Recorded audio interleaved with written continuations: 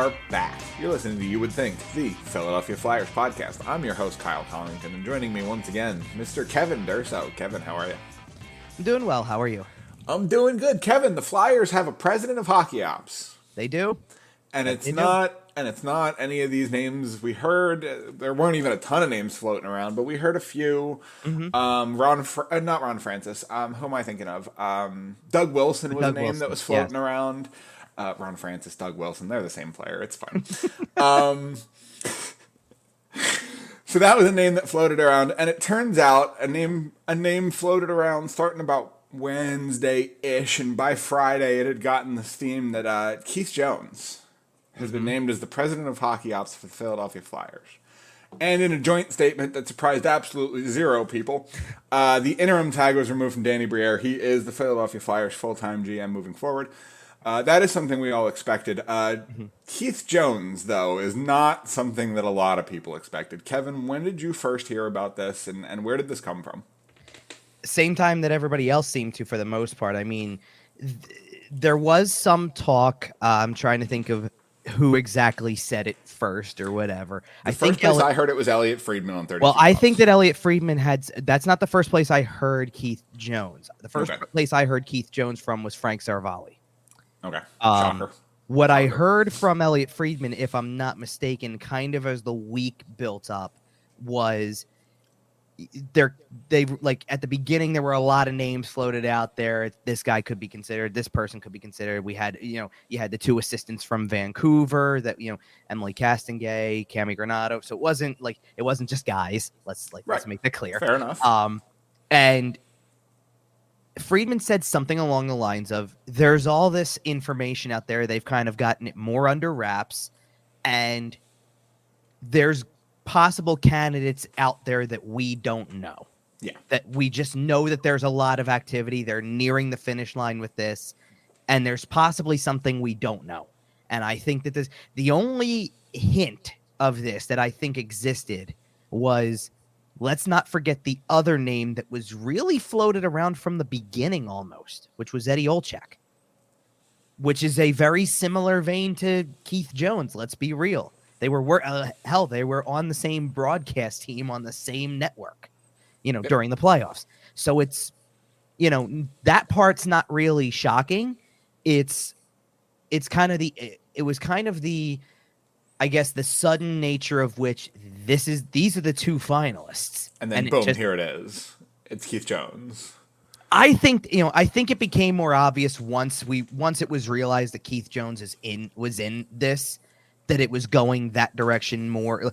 I couldn't envision a world where if the choice is between Keith Jones and Ed Olczyk, that Ed Olczyk is somehow or other going to win out on that. I just couldn't envision that happening. Believe me, I actually thought and we hadn't talked much, or not talked much. We hadn't done a show, is what I kind of am referring to. We'd had a couple weeks, right? So in a couple weeks' time, most of the names that were out there had faded away, and Eddie Olczyk's name was becoming more and more prevalent, actually. So I kind of actually thought maybe as early as maybe roughly as close as a week before the announcement came, that it was going to be him. I really kind of thought that was the direction we were headed, because remember what I told you last time on our last show, that there's this concept that they're looking for, and I think it became very apparent and we'll get into the press conference and all that, it became very apparent they're looking for somebody who can bridge the gap between everybody, right? That this is not just about you're president of hockey operations and you make decisions. It's not just that. It's bridge the gap to business, bridge the gap to the fans, all of that. And if you're looking for somebody who's a communicator, then, you can do worse than someone who's been broadcasting for 20 some odd years. Yep. 23 years in broadcasting, 17 in the booth. It's certainly interesting. It's an interesting note if you think about it, that Comcast hires Jones from NBC. It's all kind of in the same family here. Right. It's a bit of an inbred promotion. We expect no different out of the Philadelphia Flyers, to be honest. Which kind of gets me to the main point. Now, the big headline kind of coming out of this day where we got these media announcements was that it's two former Flyers. Right. And it is and it isn't. Yes, both guys wore the orange and black, etc. Ask a random fan how long Keith Jones is a Philadelphia Flyer. Now, I'm sure you probably know it. If you didn't know before Friday, I'm sure you've heard since Friday. Keith Jones played in Philadelphia for 131 games over the span of 2.5, 3 seasons. Mm-hmm. At the end of his career. Right. Keith Jones is not a Philadelphia Flyer. He's a guy who ended up in Philly. Danny Briere obviously was in Philadelphia a little bit longer, a little bit more substantial line of work, a little bit more playoff success. Just a little, don't you think? More playoff success than anybody not named Leon Draisaitl. We'll get into them later. So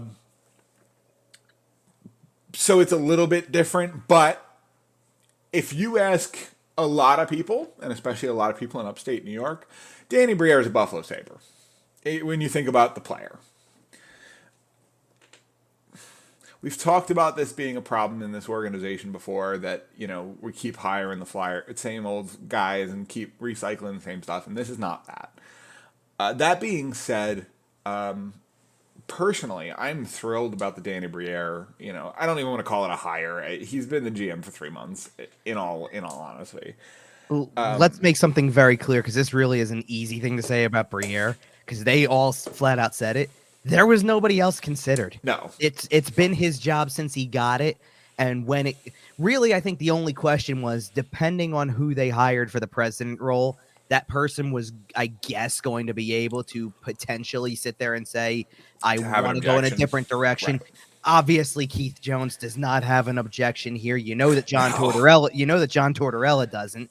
So it seems pretty obvious. I mean, that's why it was so obvious that it was going to be his job, because ultimately when it came down to it, there was no speculation on anything else. Nobody else had the job, straight up. No. Nope. Nobody got interviewed. Nobody got involved in the process. It's been his since the day that Chuck Fletcher got fired. And frankly, everything we've heard out of him has been, again, he's still continuing to deliver the right message that, it's going to be a process. Yeah, he's remained consistent. Yep. You got to give him that. Absolutely. And Keith Jones came in and, echoed that same message, and everyone is on board here. It certainly seems, and again, when you hire a guy who spent the last, most of the last 17 seasons across the arena level from you, it's pretty easy to get everyone on the same page. And it seems like that's what the Flyers have here. And it's going to depend. And this is something that I've, said off the air, and I've said in, text message in various forms. Does this matter?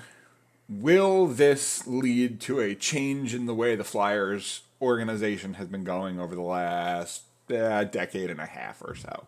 Mm-hmm. Roughly since the 2010 Cup run. And the answer to that question is, well, it depends. Because it seems as though things are trending in the right direction. But until we get word, officially or unofficially, that Bob Clark, Paul Holmgren, and Bill Barber are no longer in the front office, the press release concerned me, but just some weird lines about addressing the old wise men. It was a strange press release. But assuming they are gone, okay, I don't really care. Honestly, I don't even know if I really care if they hang out for a little longer over the summer, as long as they don't have any real potential input. But as long as it's clear to everybody that they're gone by the time the season starts, I think we're moving in the right direction here. Quite frankly, I hope they're gone tomorrow. I hope they're not involved in the draft process or the free agent process or the trading process or any of the above. Or else, don't give Bob Clark more ammo to go bitch on a podcast about. But that's a whole different thing. Don't let him into your draft conversations. But if they are there, it should certainly be with the understanding that they won't be there for very much longer. And if that doesn't happen, if we go into next season and these guys are still there, I don't expect long-term change. And all that's fair.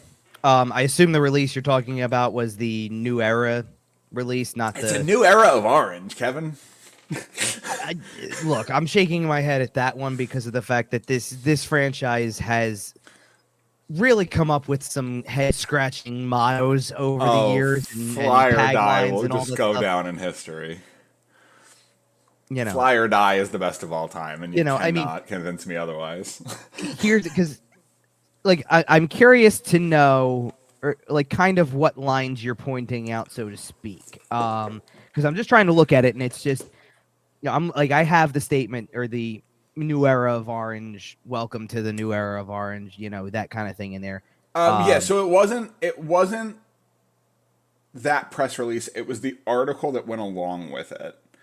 So you're talking about the I guess you're talking about stuff from the statement of the actual announcement then. Yes. So in other words, hearing things like I got to imagine it's about things like, talking about storied histories and I guess I know there were lines about not looking, away from the past, but also Yeah, I'm trying to find it, but it like I remember me, it said I think it was the dawn of a new era is the one it was. Yes, it was. Criticism, this is a quote directly from the statement. The statement is titled The Dawn of a New Era, Jones and Briere added to Flyers front office.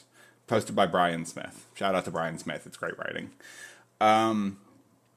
Criticism is out there that, again, the Flyers have again... No, never mind. It wasn't that one. I'm sorry.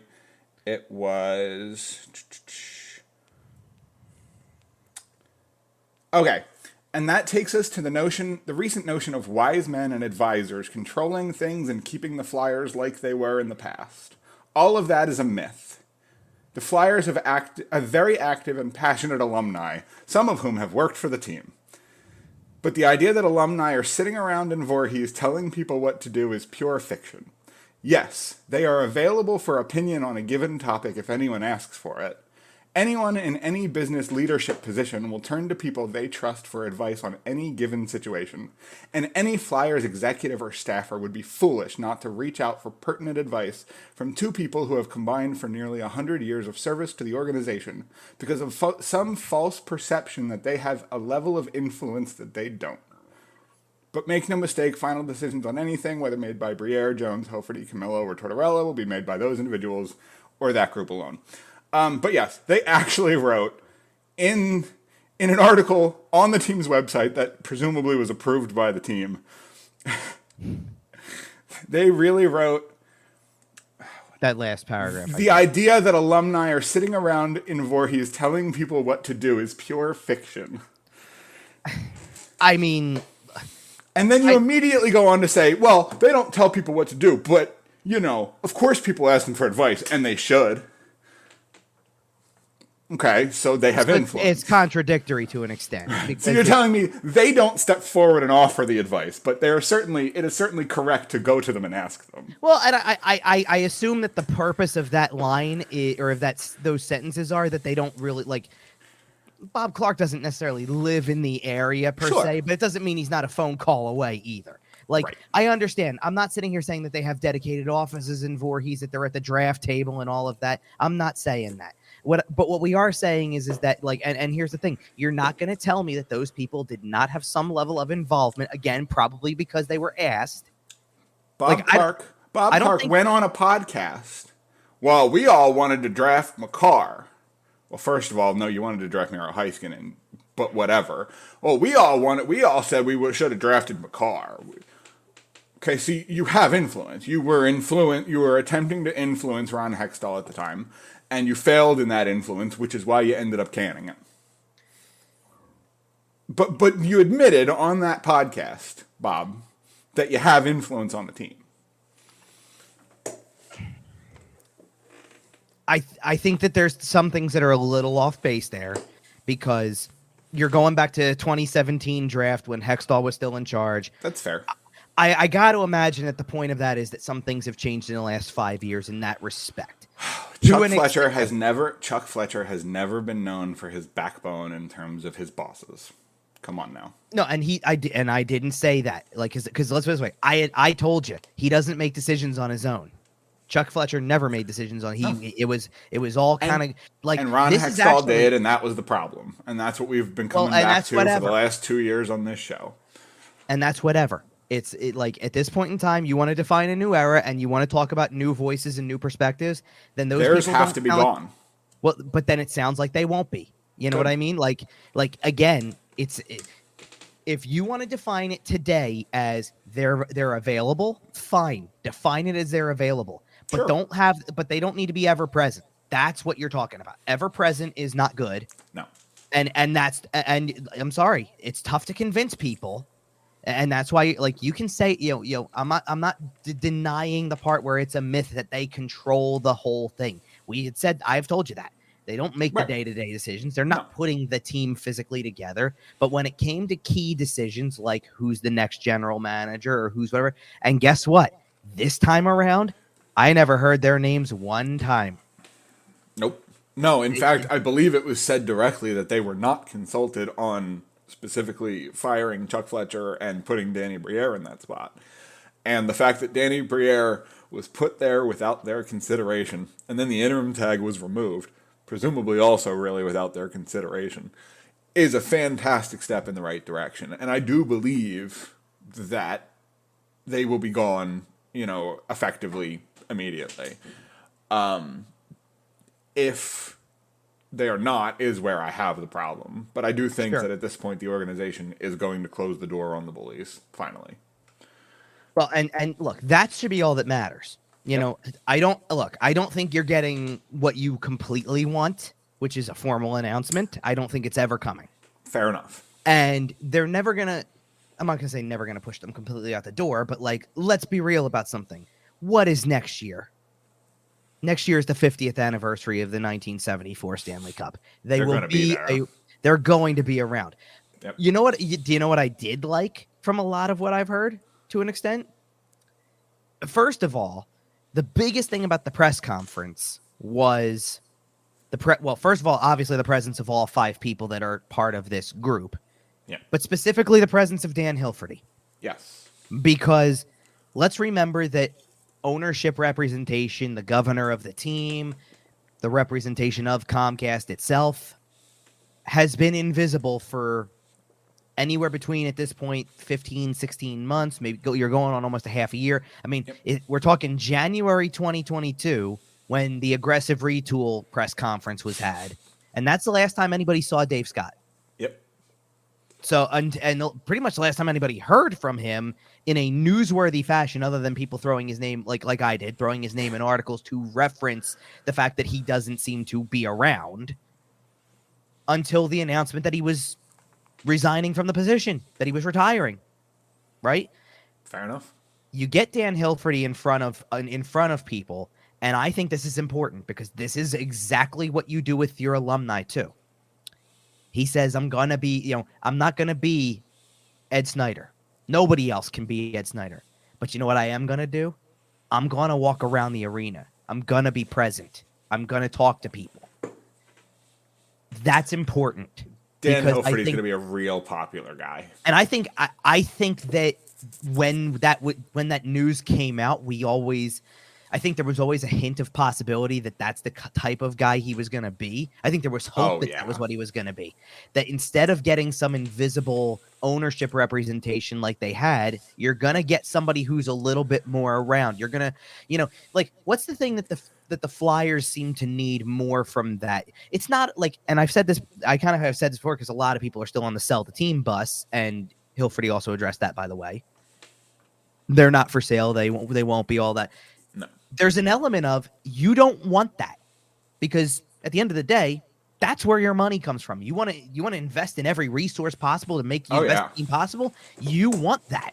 You want somebody behind it, but you also don't want invisibility. You don't want people to look at who is the owner of the Flyers and be able to come back with a company. You want to be able to point out this guy. Is it a company technically? Yes, but I know who to look for when I need to talk to somebody. Everybody wants Mark Cuban. I was going to kind of take it a different direction, and I was going to sit there and say that, you know what you figured out in the last several years, more or less? For the longest time, everybody knew Jeffrey Lurie owned the Eagles, right? And owns the Eagles now, obviously. But how many years, pretty much until the Phillies went out and were going all in to get Bryce Harper, did everybody finally realize who John Middleton was? Right. And now everybody knows who he is, right? You want that. You want a person that you can put, at least that you can recognize. Like, guess what? The Sixers, yeah, Josh Harris is one of the owners of the team, but it's a group. But Right. his name and his face are recognizable. That's important. You need to have somebody that you can look to. And like at the end of the day, don't you want to go back to, it's still going to be Comcast that owns the team, but don't you want to be able to have them if, whenever this team experiences success again, and it's like, clinching a playoff spot or into the playoffs or whatever, what used to happen back in the day? Something big would happen. They'd win a game in overtime, and then, you get a couple of quick shots, the player celebration. Let's look at the bench. And then, guess where the camera went next? Ed Snyder's box. Always. And he's high-fiving people. Yep. You want to see that. And when things are bad, you want the owners, whoever it is, the face of the ownership, to come out and say, we're mad too. We're just as mad as you are, and here's what we're going to do to fix it. And for the longest time, we've had Dave Scott and the corporate Comcast offices. And Dave Scott tried that. Let's be real. And Dave Scott tried that. Let's be real. He was awful at it. He came out. Everything he said and did screamed corporate stooge. Everything he said and did screamed corporate stooge. Go right back to go back to the first thing you just said right after that. He was awful at it. I listened to Dan Hilferty for 5 minutes and knew this guy was better than Dave Scott was. I could totally feel what, and you know what I could really feel, to be honest, that I don't know if I ever felt from Dave Scott in that sense, at least that publicly. He wants the Philadelphia Flyers to win hockey games. Well, can it be that simple? It can be, because you can actually whittle it down to one word: passion. I felt the passion that Dan Hilferty wants to win. You know what I really, and I'll whittle it down to 3 more words. You know what I saw from Dan Hilferty to an extent? Okay, that felt like the tenacious Flyers fan, the self-described tenacious Flyers fan. Absolutely. Who knows where it came from, but is sitting here going, we have a problem, and this is the group I'm going to battle with. And you know what? Look at my place on this table. I'm sitting smack in the middle. This is, we all are in this, that was the biggest thing about it was this is all for one for all. If it goes down, we're all going down with it. The ship is moving in the right direction. At this point, I've expressed my concerns moving forward, and I do think they will be addressed. My only real complaint is that it didn't happen 18 months ago when things really started to go sour, so you gave yourself a shot at Connor Bedard. But as we sit here moving forward, it does look like the Flyers are probably not going to be great next year. Probably not the year after that. Like, we are looking at a rebuild here, folks. We're going to talk about the draft lottery in a few minutes here. It will not be the last time we're talking about the draft lottery on this show over the next couple of years. But in the meantime, take a deep breath, exhale. Things are moving in the right direction. It seems as though the ship is being turned around. Right. And it was really important to kind of hear everybody that was part of it. I mean, because I got a couple of different talking points from some of the press conference stuff and things like that, because obviously there was a lot of discussion, and there's been a lot of comments that I've seen that I also want to address, because I think that there's elements of it where, they're either not misunderstood, but I guess people aren't reading enough to find out what it means, or, and I'm not trying to talk down to readers of my stuff or anything like that, but it's like, I've had a lot of interesting comments come in on different platforms, not directly to me, I'll say it that way, but on, like, on the Sports Talk Philly pages, things like that. All right. Because at the end of the day, first of all, I think that everybody talking rebuild is also important, because you need everybody. Briere said it again. Keith Jones is saying rebuild. Valerie Camillo is saying rebuild. This is important. They know as a business it's being built. They know as a hockey team it's being built. And that's important, to be completely across the board in harmony on that decision, to go down that path. Yep. It was the new era of orange letter thing, kind of, kind of a knockoff of what the Rangers tried to do a little bit. And are you getting saved by anybody in the next 2 years? Probably not. So another weird thing I wanted to say, this is about the actual press release proper, the new age of orange press release. New era of orange. it said ass in it. Yeah, I know. Like in an official press release. Like it was just there in like the middle of the paragraph, in the middle of the page, just in white print on a bright orange background. Like it really just popped out at you. And it felt very Jonesy. No, if I'll that tell you makes sense. No, I'll tell you where it came from because I knew exactly what it was as soon as I saw it. Is it Hilferty? No, you got 5 people sitting up there, and one of them is John Tortorella. Do you think a press release that goes across 5 people's desks, essentially, including John Tortorella's, didn't get the seal of approval on that line? That's really funny. Like I have to imagine. Let's put it this way: the X-Flyer thing. I had, because I wrote something about it in there too, and it's not because again, I said this on our last show. You got a really good chance of it being somebody who used to play for the Flyers. That happens a lot around the league. And guys played everywhere. And especially the era we're talking about, this was the Flyers get everybody era. Like that too, sure. Flyers were in on every free agent forever for about 25 years. And do you want to know something else too? When you've been a franchise for almost 60 years at this point, there's a good chance you've had a lot of players and a lot of history, and and even if somebody didn't play for you, they may have a connection nonetheless. Like seriously, what if it was Ray Shero? Just hypothetically speaking, right? What if it was? And he's got a connection. He never worked for him, never played, never did anything. But his dad still did. Freddie's kid, right? Right. But his dad did. His dad coached him to a Stanley Cup. Does that still, by association, probably the greatest coach in franchise history. Definitely the greatest coach in franchise history. The only one that's gotten him to that level. Fair but enough. So, like I said, I think that the X-Flyer thing is overblown. It's the problem that people have with the X-Flyer thing is the approach. And if you can do it in a new school way, if you can do it in an evolved way, then sure. And, is there a little something that rubs me the wrong way about Keith Jones being hired? A little. And only a little.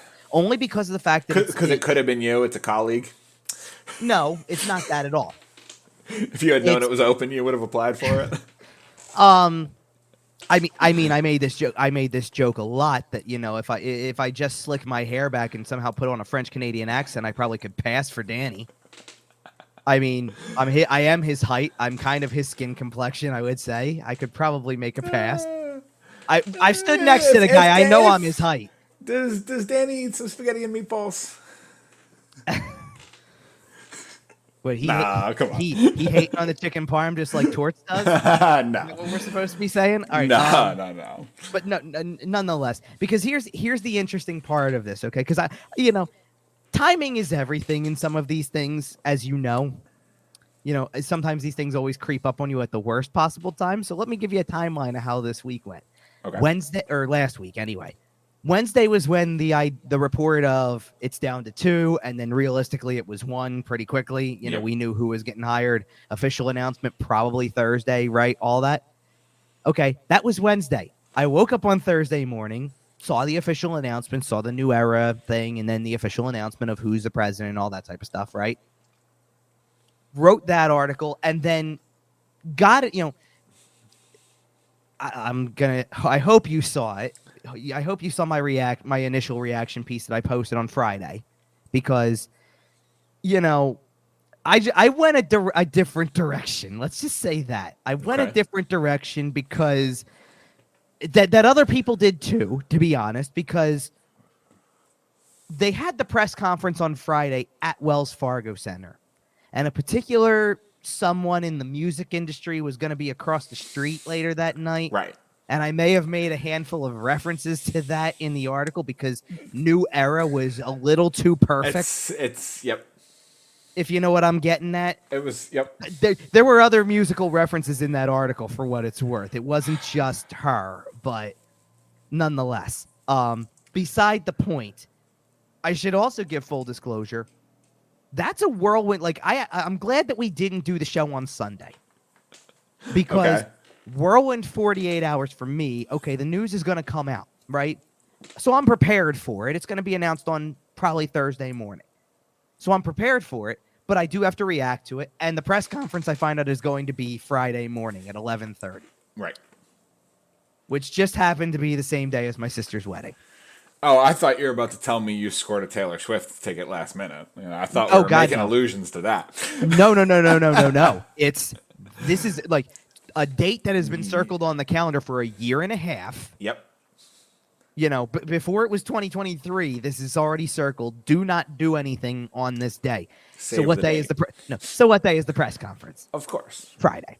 So I'm like, because realize when you're I assume you were in the wedding. Yeah, of course. Now I'm in it, but I don't have anything to do. Like, let's put it this way. Thursday night is rehearsal. That wasn't until 6:00 at night. So I had some time. I mean, I had other work to do leading up to as well, but I had time. So that's when I put together the article that I'm going to put out on Friday morning, the reactionary, as I do with every big piece of news that comes out that warrants a reactionary kind of piece, right? Sure.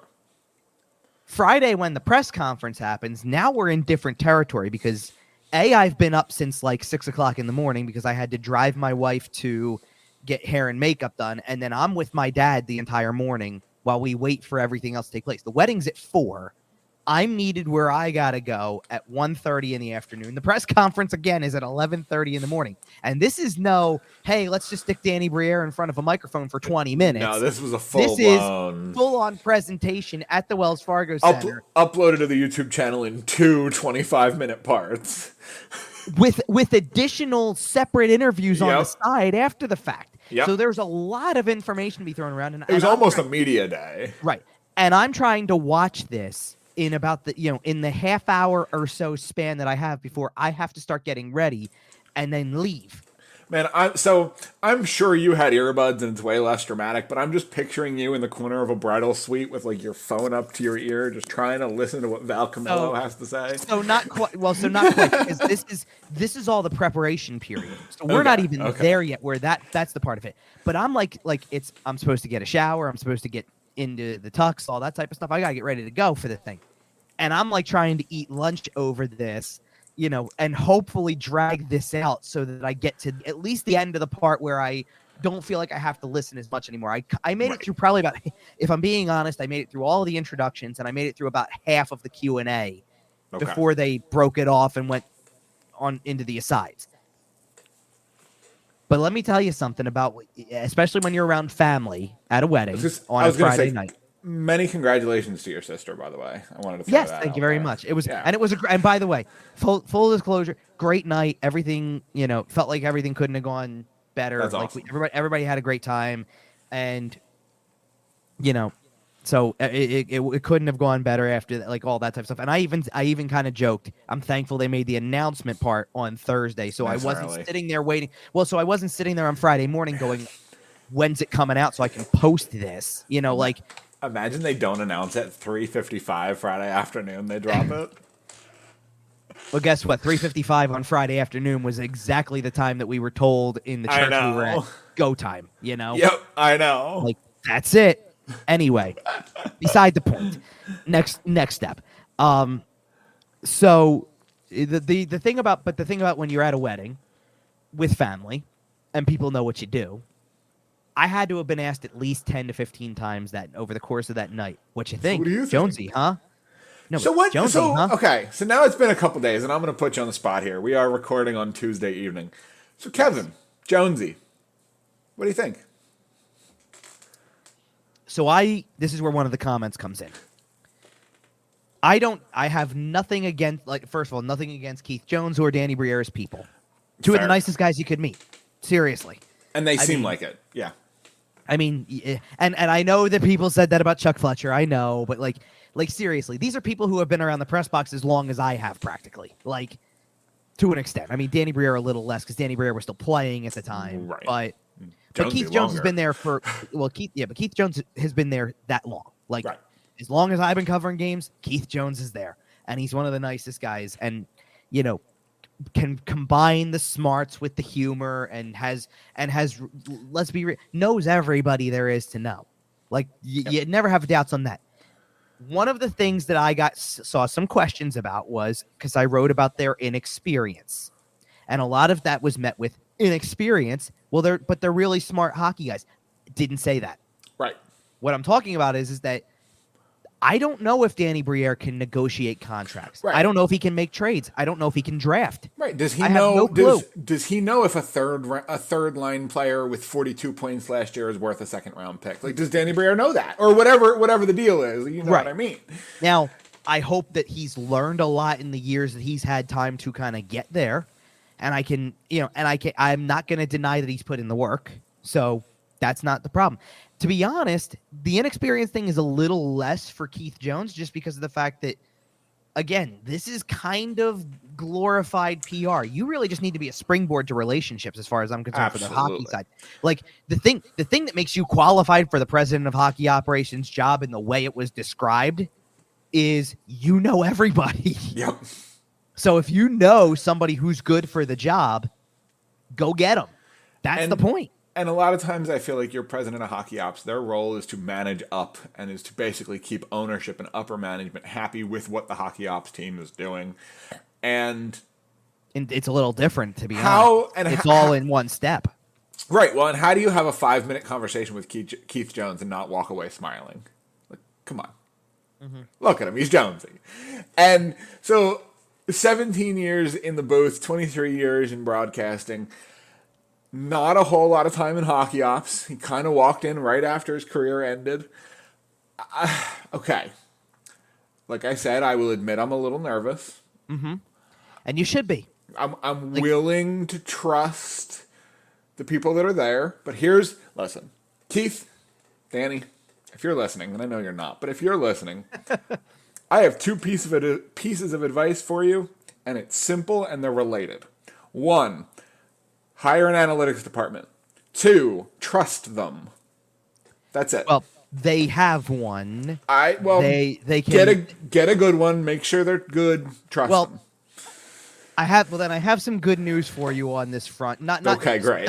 Not specifically on that front, but I do have some good news for you based on something that Danny Briere did say that I think carries a lot of weight. But I'll give you my answer to the overall thought first, and then I'll give you that piece. Everybody who's out there who's a Flyers fan right now has every right and reason to be skeptical, to be nervous, to wonder if it's going to work, and to be completely honest, to not trust any move that they make no matter what it looks like. Fair. They can hire the 2 nicest guys on the planet. They can hire 2 people that you think are brilliant. They might have hired the 2 nicest guys on the planet, to be honest. And if you don't feel like that's the right decision, if you sit there and you go, if your answer is same old Flyers and that your answer is whatever, you have every right to it. I can't take that away from people because that's how much damage has been done over the last 10 years. Oh, this fan base is scarred, and we deserve to be. So I can't take that part away. No. Now on that front though, they have all put it. They've put it out there. They've all put themselves out there. This is going on. Let's just say everybody is all in on Danny Briere's ability to be a general manager. Everybody is all in. If Keith Jones is not going to be overseeing every move that's made, and Danny is, then you're all in on him. And you're saying he's ready. There's nobody else for this job. And we're all, again, if he goes down, we're all going to go down with him, potentially. Fine. That's your choice. And again, you have every right to be skeptical of the lack of experience in those areas without having any track record. Yep.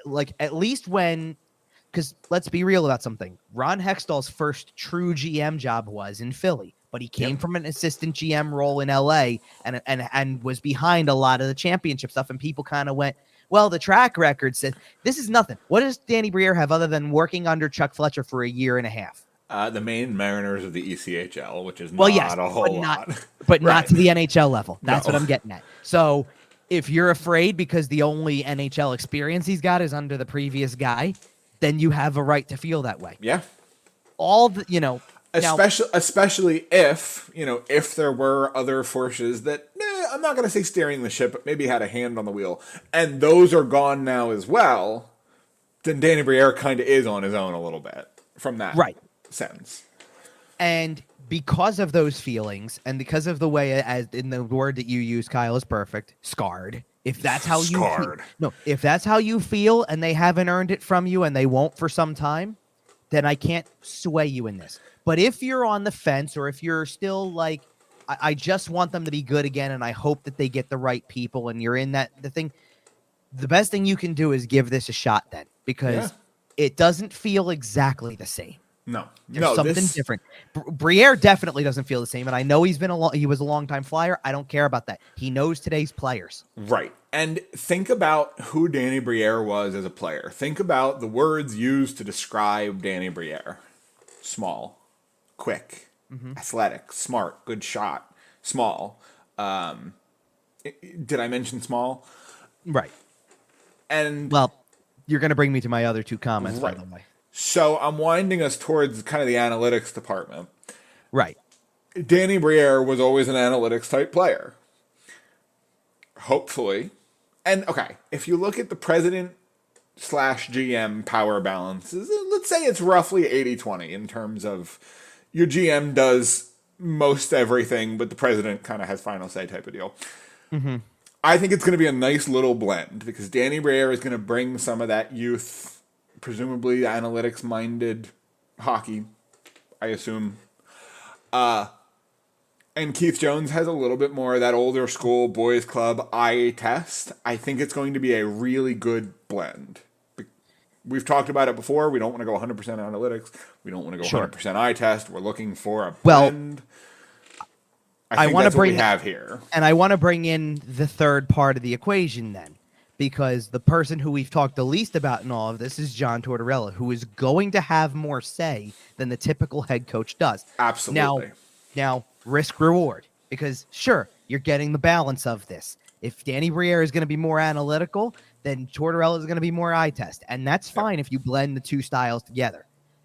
The risk to me is just don't have a team of a bunch of third line guys running around that can't score goals. And I don't know. It's working out for Seattle. But Seattle has given them to score a little bit, though. Like I can look at some of those third line guys on Seattle and say at least they've got a little bit of scorer's touch. We're not talking about guys, with all due respect to players who have had careers and have made it in some way, that we're not talking about a bunch of Zach McEwens and Nick Delorier's running around. Oof. You know what I mean? God, and that's all I'm saying about. If those two never played a game for this organization, I would be thrilled. And that's all that's all I'm saying about it is that I just don't want John Tortorella's complete ideal team unless it's evolved. I agree. If it's evolved, then great. But if he's still kind of living, frankly, I think it has. I think it has a little bit too because he loves players like Noah Cates and he's got a soft spot for Tippett. Honestly, even going back to the stuff he was saying on TV about not liking the Michigans and the blah, blah, blah, that even then, to me, that felt a little riled up for the television. Yeah, it probably was a little. And he played devil's advocate to be Howard Eskin. And it doesn't mean, and I think he has softened on that over the last couple of years. I think he has seen the success of certain teams, like, quite frankly, 2 or 3 of the teams that have their jerseys up behind you here. We'll get into them in a few minutes when we talk about the playoffs. But at this point in time, it's pretty well established that you need some amount of analytics in your front office if you're going to build a long-term sustainable franchise. You do. No, you do. I get that. Here's the thing about it, too, and I would hope. Look, I haven't asked John Tortorella this specific question, so I'm not going to assume anything from him. But I would hope that this is the way that he thinks as a coach, because it's the way I would think if I was in his shoes. I don't care how you score the goal. Did it help you win the game? If you're the coach and your whole livelihood thrives on success, then I don't care if you do the Michigan, if you bat it out of midair, swing your stick like a baseball bat to knock it into the net. I don't care. Well, scoring a goal is scoring a goal. And at the end of the day, that's always gonna be how it is, because the general manager's job is to put together the roster. So you have to look at what these players are expected to do over the long haul, and then your coach's job is to win every single game. So their job is to look at what this player's doing right this second. So I want to put a bow on this with the last two comments that I saw a lot of. And one of them is actually a good segue to the playoff stuff, but we do have one more other thing to talk about before we get to the playoffs. But so the other thing that I saw a lot of was, and this kind of ties back to a lot of stuff combined, well, okay, if you don't like the idea of them hiring ex-Flyers, how did the last outside hire go? And everybody pointed to Chuck Fletcher. Wasn't the guy a Harvard grad? All that type of stuff. Not saying that. I get it. I understand that. I'm not downing the ex-Flyer approach. Or not ex-Flyer approach. I'm not downing the ex-Flyer hire. I'm downing the approach is the point. If the approach doesn't change and you keep hiring the same type of people because you're all like-minded, like there just has to be a little bit of a shakeup. You need and a I little think bit that's what has changed. Right. You need a little bit of differences. I mean, if Danny Briere is not that. Right, and if you can be on the same page about your direction, but on not different pages, but have different ideas about the way you get to that chapter, then that's all well and good. I like hearing Tortorella talk about, we're going to argue with each other. Good. You should, because if you're all just sitting there yesing each other to death, you're not going to go anywhere. So good. Test each other. Push it a little bit, And one of the key things, by the way, this goes to your analytics point, but I see, you're looking at analytics. Your answer is the analytics department's not good enough because they're missing opportunities on things. Right. My answer's different, a little different in terms of the weakest point, if you ask me. Because is it drafting and development? Because it's not. It's the second. Holy crow! Because I really don't think that I won't say at any point in time. Like I'm sure they've made some poor draft picks, but I don't think they've made a ton of poor draft picks on draft night. I think they've done a poor job of getting those players to what they could have been, and that's all development. And this is important. And again, full credit, Crossing Broad, Anthony Sanfilippo wrote this because he asked a question about potential changes around the front office, which I can only assume includes every element that we've talked about: analytics, development, scouting and drafting, and the people that you talk about. Those people too. Advise. And to be fair, I do want analytics to be hand in hand with the development. A part of development is identifying what players are strong at, and analytics are a great tool to kind of help identify player strengths and weaknesses and where they can be the most effective in any given lineup. Mm-hmm. So I do think those two things should work hand in hand. Sure. But you know what? The best way to get quality players in your system, Kevin? Well, it is the draft, but I want to read this quote really quick. Okay. Because this is what Briere said in response to that very question about changes in the front office, which spans everything, right? We're talking about 4 different areas we just talked about where, you're from your advisors to your scouts to your developmental, your development personnel to your analytics, right? All sorts of areas. This includes everything. And Briere said exactly this. And again, Crossing Broad, Anthony Sanfilippo got this. There will be some changes that will occur in the next few months.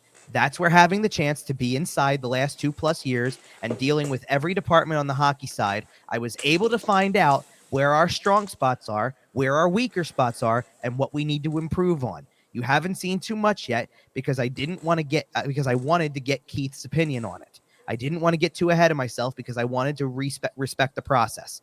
But things are going to happen everywhere. That sounds like a very well calculated answer. That sounds like somebody who's going to be diligent with the process. Sounds like a guy who has a to-do list. It sounds like somebody who is proving exactly why they didn't talk to anybody else, because he's going to have his finger on if Danny Briere can have his finger on every aspect of this organization and hockey operations to the point where all Keith Jones has to do is essentially advise and report back to business and come up with better ways to make the whole thing work. And again, Keith Jones not only knowing every person that you could hire in any particular role, but also knowing every player because he was a broadcaster for so long. I think a lot of Keith Jones's job is going to be buying the first round.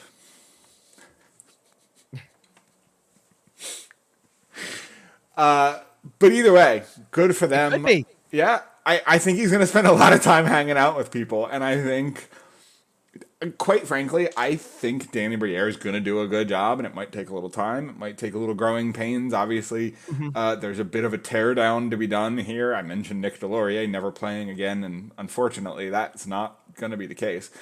No, but we all know one name that we think is on the way out the door, and it's probably true. I was listening to one of the more recent 32 Thoughts. They're pumping episodes out so quickly, I can't remember if it was the most recent or the one before that. But they brought up the Philadelphia Flyers briefly, and Elliot Friedman rattled off real quick. Hart, Provorov, Konechny, gone. He expects them to be gone.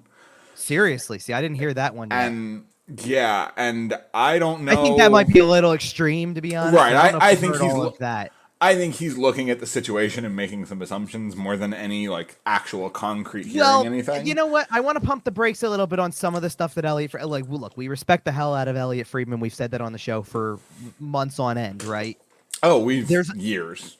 There's a lot of stuff though on the podcast that he has that he comes out and says a lot of. He just throws it out there. Yep. Well, no, it's I think, and I could say the same thing. Listen, I could read the situation and say I think that they might do this. There's not near as much concrete because I agree. And listen, and look, some of that's strategic because if you work in absolutes, you're going to get burned in his role, right? I work in sales, and I don't even tell people that their couch is definitely going to be here in 2 weeks.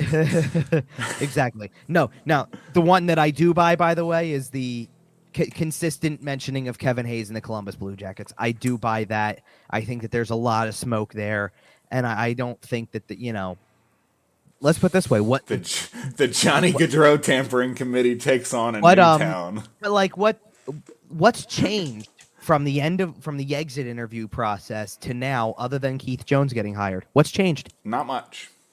So I don't think if the thought was there then, I think the thought still exists now. I don't think that's a player who wants to be in Philadelphia, and I think that's pretty clear. And I don't think John Tortorella particularly wants him in Philadelphia. But all right, can we get into the draft here? Sure. All right, so speaking of a new player that will be in Philadelphia, if the Flyers keep this pick, which is certainly not a guarantee, the Flyers will pick 7th in the upcoming NHL draft.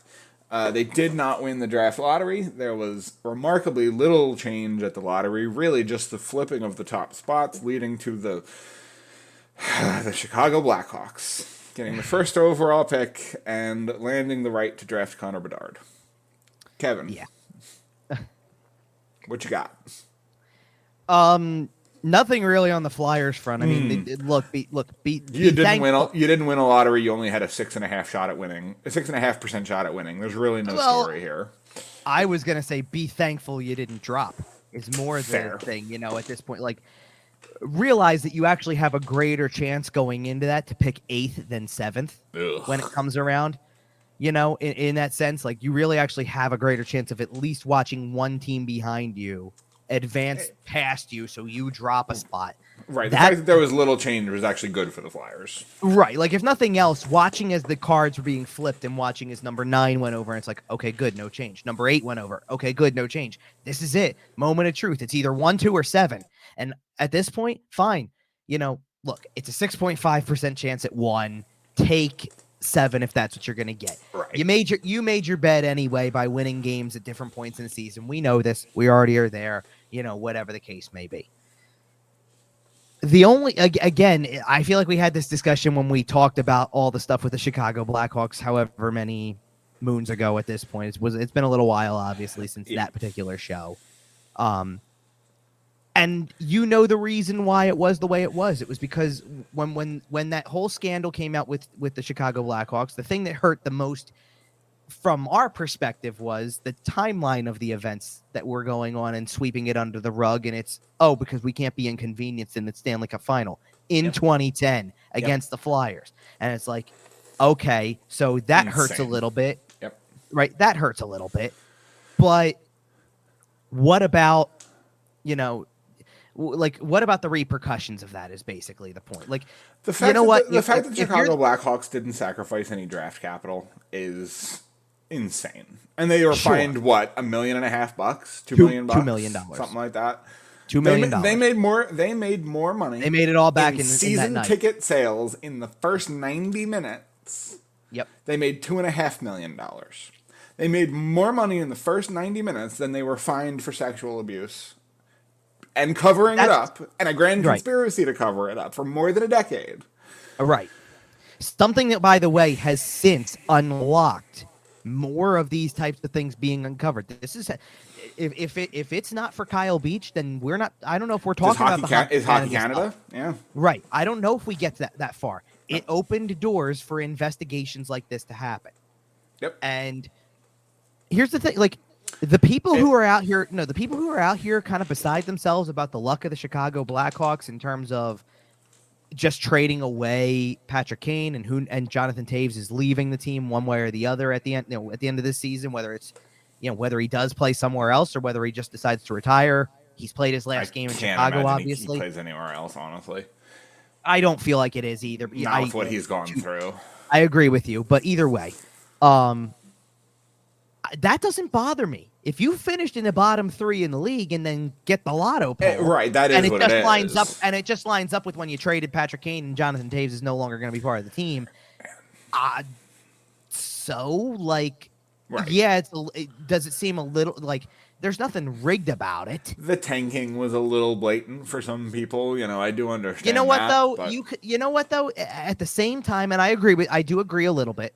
Like, is the tanking a little suspicious in terms of like they won 6 of their last 25? Come on, man. And I get that. The Anaheim Ducks only were in the top spot in the potential lotto poll because of the fact that they lost 13 straight down the stretch. Timing is everything. They didn't win a game in the last 3-4 weeks of the season.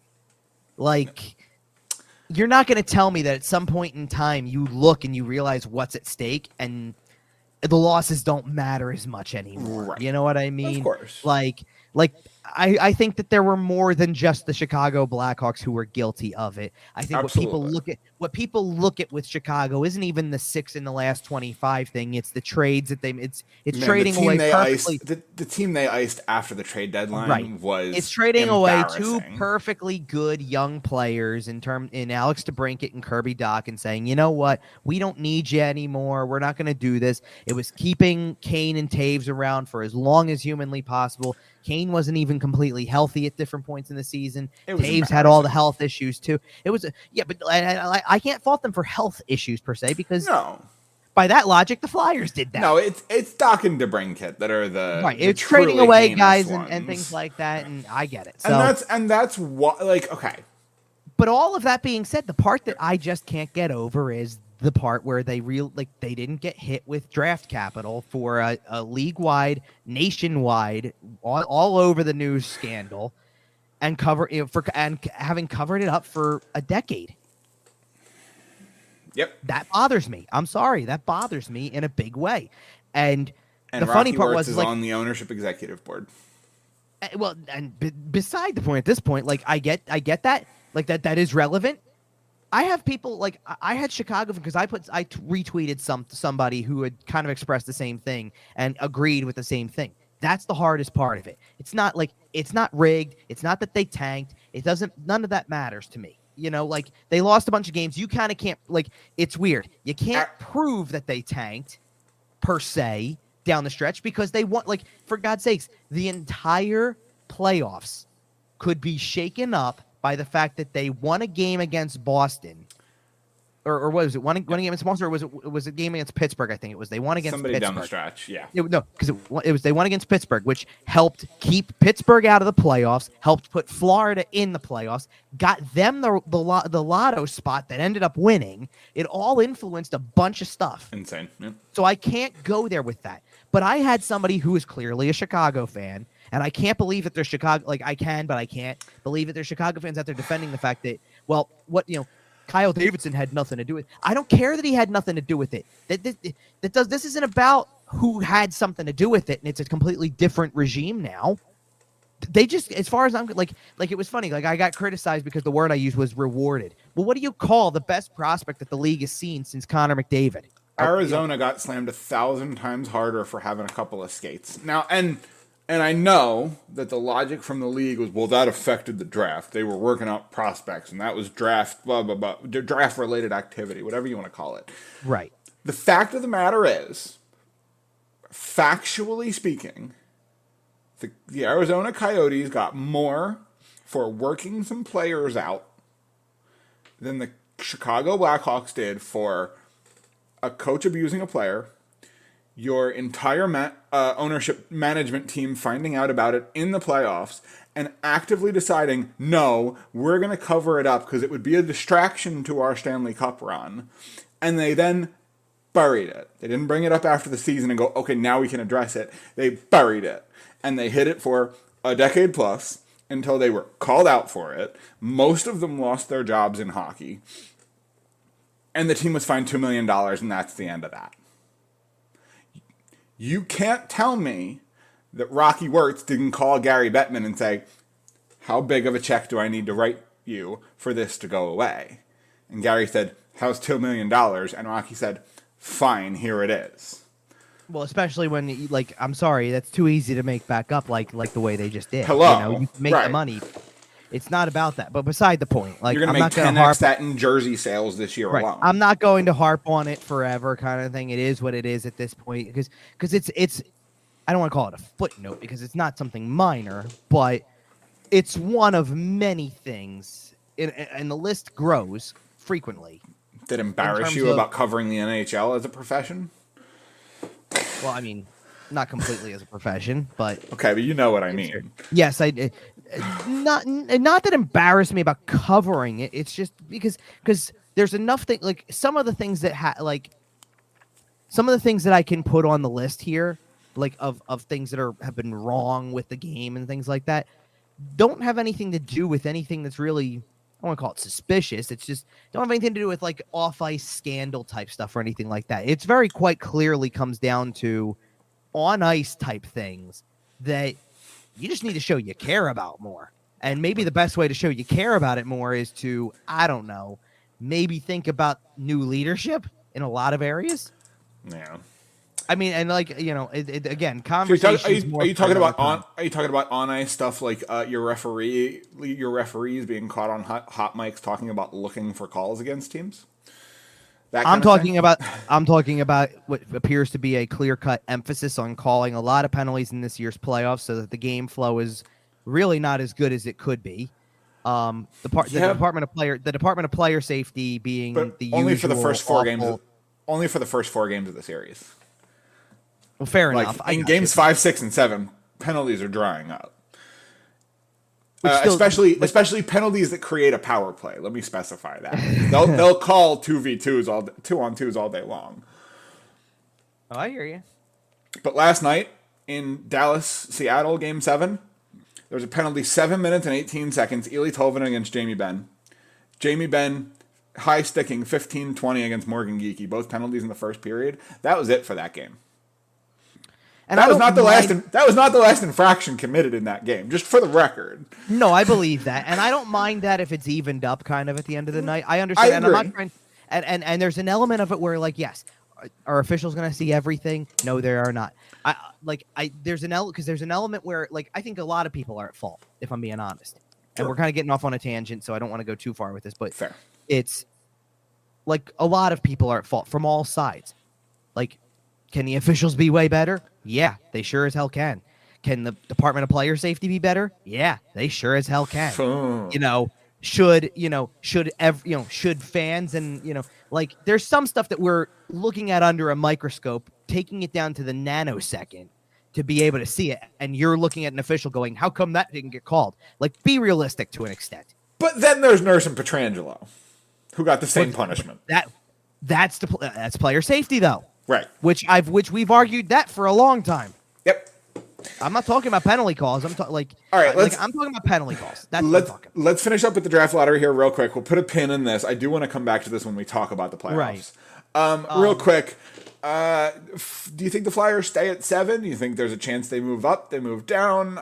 I would say it's more likely that the Flyers move up than down if they're going to be moving in the draft. That being said, I think it's pretty likely they just kind of pick at 7. That's what I think, too, because I think that Danny Briere knows the importance of picking toward the top.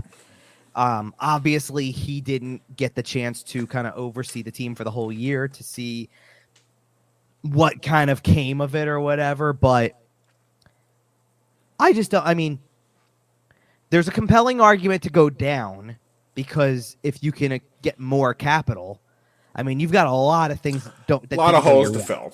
Yeah. Well, and you have a lot, like, Danny Briere doesn't have an, envious job here in the sense that, like, there's a lot of work to do and there's a lot of screw ups that were made along the way in terms of having some picks available, especially in this year's draft. That being said, I mean, they're going to have multiple first round picks next year. and they're going to probably have to continue down that path a little bit. I mean, Briere's got a lot of work to do, and everybody knows that. So Yeah. it's got to start somewhere. So let it start somewhere. You know what I mean? I mean, like, there's not much you can speculate on at this point. There will be, certainly as we get closer to the draft, there will be players to look at. You obviously can rule out the obvious at 7. It's not going to be Bedard and it's not going to be Fantilli.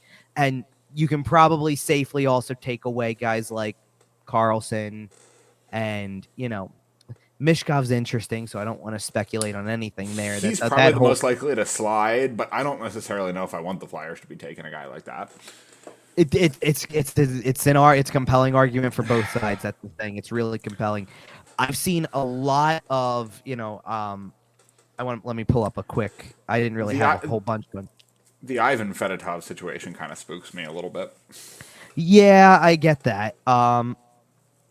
Like, especially with this organization, like, you never know. They might still be salty about the whole, Red Army game. Like, Russia's weird, man. Like, they might legitimately still hold some harbors towards this specific franchise for that game 40 years ago. That is a real possibility. So anyway, I want to go through a couple names. I'm trying to kind of bridge the gap to get to 7 here. I think Will Smith, who's the center on the U.S. National Development Team, is not that Will Smith. Yeah, is probably the next it's those 4 guys we just mentioned, and then he's probably the 5th based on a lot of the lists I see. Do you know how many bad Fresh Prince jokes are going to get made if he ends up here? Oh, a ton. I know. Do you? So many. I mean, I see a lot of other names that kind of have popped up over the course of things. Ryan Leonard's also is a winger on that U.S. team. Oliver Moore is a center on the U.S. team. So they're guys whose name kind of float around that 7, 8 overall. Zach Benson, who a lot of people have some interest in. He's had a really good scoring year playing in the he was playing in the WHL. So you got all of that to look forward to. I mean, but those 3 names right off the bat that I just gave you, Leonard, Benson, and Moore, are probably 3 of the 5 targets that are going to be talked about a lot. Because if you can get past, once you get past the obvious that at least 3 of the first, maybe the first 3, in fairness, because of the whole thing with Mishkov, maybe the first 3 are going to quite literally be Bedard, Fantilli, Carlson. And then you've got pretty likely. And then you've got 3 more until the Flyers pick. Yep. And we'll see. We'll kind of see from there. I'm trying to see if there's any other right off the top of my head, if there's any other names that kind of stand out that I've seen kind of going their way. Maybe this Gabriel Perreault I saw a little bit of. He's also a U.S. prospect. I mean, you could feel pretty safe if you thought maybe they'll take an American there, because there's a lot of American kids in the top portion of this draft. But, don't get me wrong. I feel like there always is. The U.S. National Development Team just does such a great job. Well, it's because it's picked up over the last several years, too. You can't deny that. So. Oh, yeah. And that's, again, these are discussions we'll have way, way, way closer to,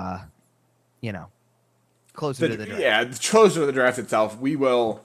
But the idea is that there's names already floating out there that I'm sure people have seen by now, and we'll get into that more later. Yeah. So, all right. We are moving over towards the playoffs here. Quick little break here in the middle. Just to remind you to follow us on Twitter at YWT Podcast. Follow Kevin at Kevin_Durso. Find us everywhere you find your podcasts. Okay. Second round. So. Okay. Second round, I was excited. Because coming in, the first round's a little overwhelming because there's 2 games in every time slot and they're overlapping and you're switching back and forth and you're basically watching hockey for 4 hours straight. Second round is when things settle down a little bit and you get an early game and you get a late game and there's not really crossover unless the early game goes to overtime. And then we had a couple of blowout series. Yeah. Do we want to get kind of the boring ones out of the way off the top? Sure, whatever order you would like to go in. What do you want to do? Start with the East, I guess. Is that what you want to do? Let's start in the Metro. Which one do you want to do? You want to start Metro? Okay, hang on. I'm going to rearrange these first, and then we'll Okay. do that. All right, so we'll do this first. So that's what you want to start with. Okay. Because, God, this series sucked. It really did. Game 1, 5-1 Canes. Game 2, 6-1 Canes. Game 3, 8-4 Devils in the only entertaining game in the series. Game 4, 6-1 Canes. Game 5, 3-2 Canes in overtime. So the second most entertaining game in the series, but it still kind of sucked. I'm laughing because the first line of my notes is, this was an ugly series. Dude, the series sucked. It was awful. Yeah. It was impressive, though, watching the Hurricanes score 3 shorthanded goals and lose Game 3. Do you realize I found a stat? I wish I could remember where it was. I don't know if I bookmarked it. But it was like, I think it was like that this is the 4th time this has happened or something like that. Really? No. 4th time that a team has scored 3 shorthanded goals in a playoff game. Oh, okay. And it's the 3rd time that the team that scored the 3 has lost. That's hilarious. Like, if you have they're 2 not the only shorthanded goals, stop. Just dump and chase it. Right. Crazy, right? Insane. But no, I mean, Carolina just imposed their will in this series. They games 1 and 2 were bloodbaths. Yep. And then the Devils do the same thing that they did against the Rangers and take game 3. It's kind of, and you think it's turning. Right. It's kind of convincing, and you start to think, oh, here they come again. Now we're going to see this kind of crazy series, whatever. And but then the game 4 Hurricanes showed up ready to win a Stanley Cup. And game 4 is where you knew that Carolina was the more experienced team. Well, because even that game, they come out, Jack Hughes scores 2 minutes in. Right. And then even in the early stages of game 4, you're thinking it again, like, oh my goodness, are the Devils in New Jersey, the Rock is hopping. Yeah. You know what I come away from with this series? Rod Brindamore came to play, baby. Okay, what did you come away with? That this is a line I've used in playoff shows past. So I'm saying this again. This is not necessarily a prediction, so don't read into it completely. But doesn't this feel like it's a little bit their time? That the stars are aligning a little bit for Carolina this time around. They've had some shortcomings before, and usually at this point of the playoffs, it's like, oh, they can't really getting out of the second round is a challenge because they always seem to run into that buzzsaw team. Could be Boston, the Rangers last year. They got Florida in front of them. They only made the conference final. They only made the conference finals once in Rod Brindamore's first season as head coach. Otherwise, this is where the ride usually ends. Yep. I think you see Carolina now. By the way, no Svechnikov, no Pacioretty. By the way, no. Led in this series by Jordan Martinook, no less. And that's off the charts good. And that's why this team is insane. You got goals in that game 4 dominant victory I was talking about. You got goals from Brett Pesce. Like, you got goals from Jordan Martinook. You got, Brett Pesce might have more goals in the playoffs than he had in the regular season.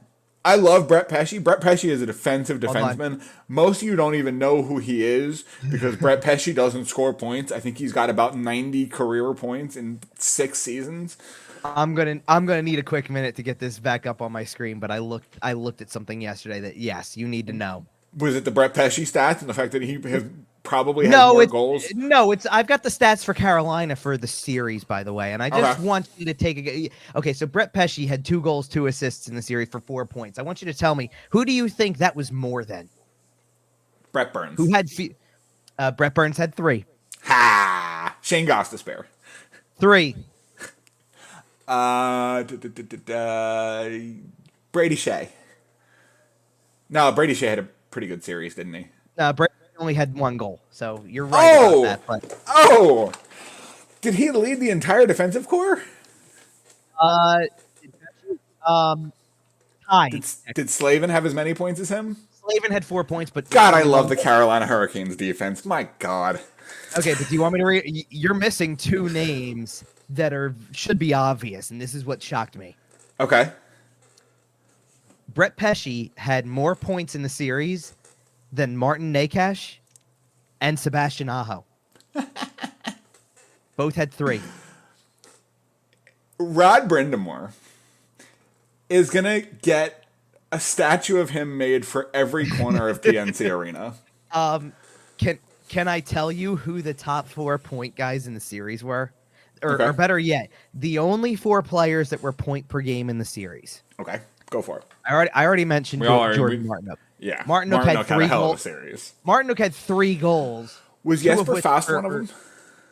Yes, he was. He had a great series too. Martinook had 3 goals and 7 assists for 10 points. He was He averaged 2 points per game in the series. Jesper Fast had 3 goals, 3 assists, so 6 points. Yep. Jordan Stahl had 2 goals, 4 assists for 6 points.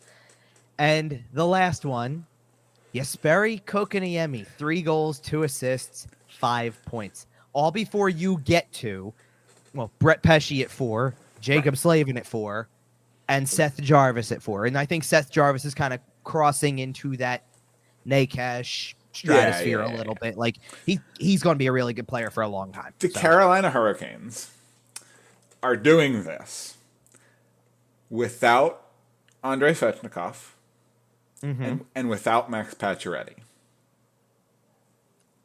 Holy smokes. Frederik Andersen has not been perfect. No, but he had a really good series. He had a good little bounce back series. Particularly the 3 game really all 4 wins, because it was 1 goal, 1 goal, 1 goal, and then 2, I think, right? Yep. Because that was a 3-2 final in overtime. That was the last result. So really the only game that he gets, he gives you get on the hook for 8 goals, which he wasn't on the hook completely for, by the way, because he got pulled in the middle of that game. Right. But you have a game like that, and then 1-1-1 and 2. That's how you win. You'll take that every day of the week. Yep. Well, the goaltending and the thing is, the goaltending's good, but collectively, we've talked about this before. Collectively, they play a tight, checking, defensive game. They possess enough skill to know how to beat you. You can't take away, and this was, funny, I didn't actually get to this when we were talking Flyer stuff, but one of the things, because I said something about, you need to know that today's game is speed and skill, right? Yep. And, I get countered with, have you even watched the playoffs? Look at how Carolina and Florida are doing. It's is Sebastian Aho that guy, though? No. Right. And he doesn't need to be. They've built a team that makes it so he doesn't need to be. Now, on the other hand, this other team we're about to, they do have a lot of their superstars tied up in their shenaniganery. The most important probably being Matthew Tkachuk. I am, of course, talking about the Florida Panthers. And if you're here, if you're listening to this show, you already know the Leafs lost. After 3 games, it was 3-0 Florida. And Toronto really looked shell-shocked. Kevin, are you surprised that Game 4 went Toronto's way? Because I kind of was. Am I surprised that that it wasn't a sweep? That they got any, yeah. Because after the first 3, boy, Toronto looked broken. Do you want to know what my real answer is to that? Okay. I'm not surprised that they won Game 4. I'm surprised the way they won Game 4. Is that fair? Fair enough. If you would have told me that they win a 5-4 game in Game 4, I would have believed you. If you would have told me it was 2-1 with the way that everything else was going, I wouldn't have.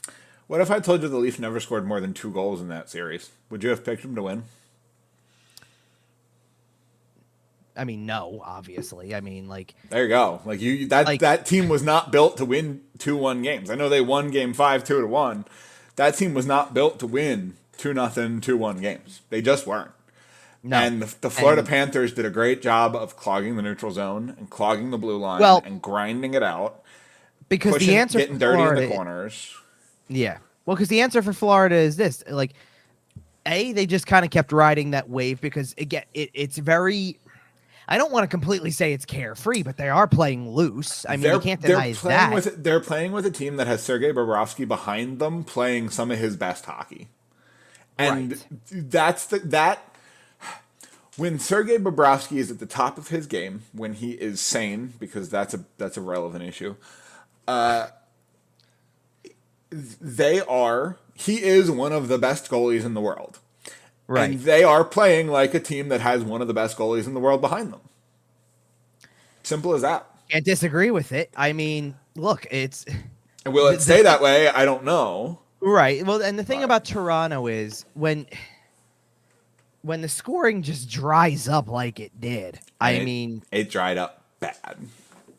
I mean, I'm sorry. The reason why a lot of people and I want to make sure that I capture this as well because where did I put my stuff at here? Oh, because in fairness, I didn't write yours down, by the way. I forgot this. What did you have for the Carolina series, really quick? I had Canes in 5.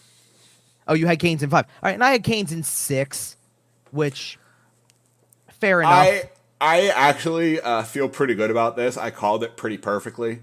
The Devils came out and won Game 3 at home, kind of that traditional we're coming home game. And that's fair. And the Carolina Hurricanes just kind of said, well, sure, you got one, but we're the better team here. Now, what did you have for the Toronto-Florida series?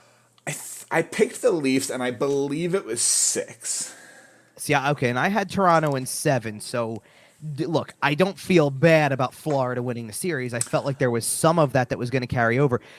Part of my reasoning, though, is because when you go through the last handful of games that Toronto had played to get to this point, and Austin Matthews is on Austin Matthews is on a 4-game goal streak. Yep, and Matthew it's Tkachuk like it's said, all no, heating up at the right time. And oh, by the way, so how many goals did Austin Matthews score in this series?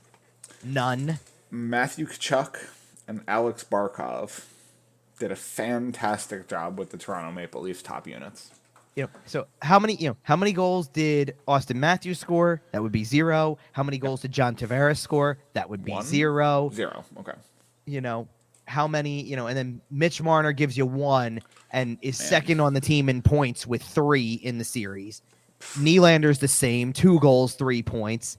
And your top scorer in 5 games is Morgan Riley with a goal and 4 points. That's not going to cut it. And it's not like and they are careening towards a tumultuous offseason. Oh, sure. And the one thing I saw that I agree with, and it's kind of why you don't wait on things, like when we were talking about all the Flyer stuff, you don't wait on things per se, is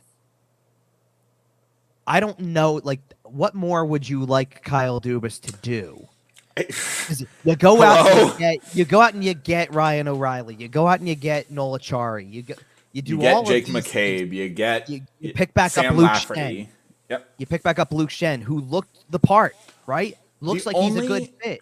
The only thing you didn't do that you could theoretically criticize him for is he didn't shore up his goaltending. Samsonov was not bad. Well, he got hurt halfway through too. Right. And then Joseph Woll came in and looked great. Quite frankly, he's probably going to be your backup next year, minimum. I can't tell you how bad I felt for him in that overtime because he's doing everything he can. Yep. And you can't let him wear the whole result. I mean, at the end of the day, and by the way, this is another part of the comment that I want to bring up, by the way, because the other part of the comment was, I suppose you want them to build like, because again, it was have you watched the playoffs with Carolina and Florida doing? I suppose you want them to build like Toronto. No, I don't want my team to be built, or the team that I cover, or I would not build a team based on 3 players 60% making more of your salary cap. Right, 3 players making double-digit salary cap hits only to disappear in the playoffs. Do you know what that looks like, by the way? Because everybody should know what it looks like. It's the exact same criticism that everybody had of Claude Giroux for all those years. Where does it go? Right? Yep. Where did he go?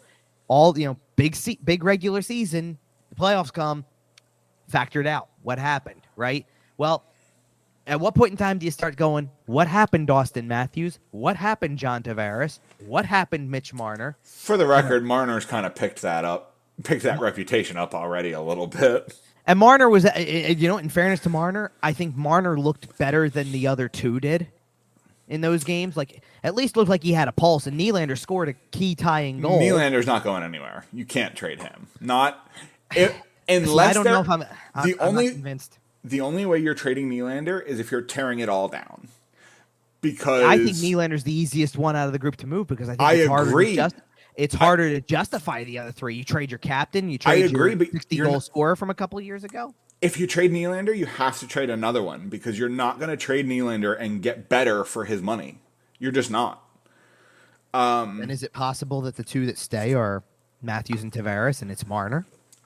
I think, and there's been a lot of talk about this. And I wouldn't do that, by the way. I'm just saying, is it possible? Matthews Yes, it is, right? Matthews is eligible to sign an extension July 1st. If you don't know by draft day that you got a pretty good shot at signing him, yeah, you're in trouble then. Do you consider it? Yeah, maybe. I don't know. I mean, you call up old Danny Briere and say, "Hey, how's number 7 overall plus your first round pick next year sound for Austin Matthews?" Which one? Which first rounder next year? Yours. Yeah, I know. Although with Austin Matthews, I don't know. Do you know the thing that actually worries me about Austin Matthews, and it's not like it's completely like it doesn't completely affect him, but he's had enough injuries around the hand. It's starting to get that it nervous. just feels like you know what it makes me wonder? It's not him on a team with guys like Tavares and Nylander and Marner. He'll be able to score on that team. So, I think that would be a potential fleecing for Toronto in the long run. If you send him to the Flyers, let's say, because you're trying to entice them with a superstar level player who may not, be the same level player when the contract is whatever contract he gets is up. You know what I mean? Like, it just is what it is. Anyway, like looking at Florida, on the other hand, though, like it's funny. You know who else didn't score a goal in the series that has been scoring a ton in the playoffs? Matthew Tkachuk didn't score, but he didn't have to score. It doesn't matter. Yep. And by the way, Florida. Okay, let's counter Florida the same way we countered Carolina, right? Because I look at Carolina, and you want to talk about playing playoff style hockey and having guys that play that style of game, and I'm not disagreeing with that at all. But I don't view Sebastian Aho that way. I don't view Nakash that way. I don't view Jarvis that way. That's fair. Like they've got other guys who I think know how to play from a skill standpoint. And when it comes to the Florida Panthers, I don't even have to think about it. I mean, look, Kachuk's got an edge to him, so I guess like he's one of the few that probably balances both sides of the scale really well. The Florida Panthers have Radko Gudas driving screens on an overtime winner. And I get that, but what I'm talking about is that like I don't view Alexander Barkov as that kind of player. I think he's just a good defensive player who can score. Absolutely. Fine. I don't view, you're going to tell me that Carter Verhaeghe's not speed and skill, that Barkov can't be speed and skill, that Sam Reinhart's not speed and skill? Like, that's fair. And that, which brings me to an interesting point, by the way, because I think that, and maybe this got overshadowed in the Boston series a little more than than what happens from here on out, because I think the Boston series was just so shocking. I agree. To receive the and especially when they're down 3-1 too. Like, let's be real, they're down 3-1. And you're immediately going to that. And I think it was the shock of, they came back against that team. That's a big surprise. That's a confidence boost unlike any other. Which it is. Sure. Then they do this to Toronto, though. And I think that now, I think people forgot how good they were a season ago. Like, that this team got straight up swept away by Tampa in the second round last year after winning the President's Trophy. It's not like it all disappeared. Now, look. Kachuk's a newcomer. You did some pretty major roster surgery. Right. Kachuk's a newcomer, but Barkov, Reinhart, Verhaeghe, they stayed. They've gotten better. Brandon Montour completely filled whatever void we thought Mackenzie Weegar was going to leave behind. He's filled it. And then when you need it most, Sergei Bobrovsky morphed back into the Vezina guy. Don't look now, but who's developing defensemen for the Florida Panthers? Because they're starting to churn out some talent. Don't look now, but who's getting a lot of airtime when they win a game?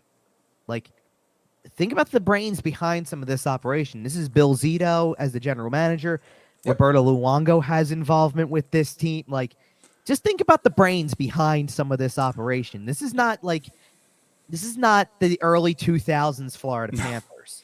No, and they now find themselves in the conference finals. I think I don't think that's bad. Like, I don't think it's a bad thing. Like, there's people who paint it as a bad thing, like that it's all Southern. Like, it's pretty funny for the ratings market that you're telling me you got Raleigh, North Carolina versus Sunshine, Florida as your Eastern Conference final matchup. But I'm gonna be curious to see if they can come out because there was a lot Carolina of stuff shows up. Well, that's the thing that I like. That's kind of the argument that I want to make. I can understand some of the stuff with Florida, and don't get me wrong. I think the Florida crowds in the playoffs have been really good, but you can kind of play with the regular season and go, kind of where is everybody? They were pretty blue crowds during the Toronto series, even with It's not perfect. I'm agreeing with you. It's not perfect. I'm just I'm saying the way that crowd reacted during Game 6 against Boston, and again, heavy contingent of Boston fans making it down there. Oh yeah. It still was a good crowd for for more than just, your typical like handful of fans, visiting fans made it in the building for the playoff game, right? Yeah, but Raleigh, honestly, so remember a couple years ago when Nashville made their cup run and their fan base got a really big like national boost? Yep. Carolina's due for something like that. They don't do the fun chant thing.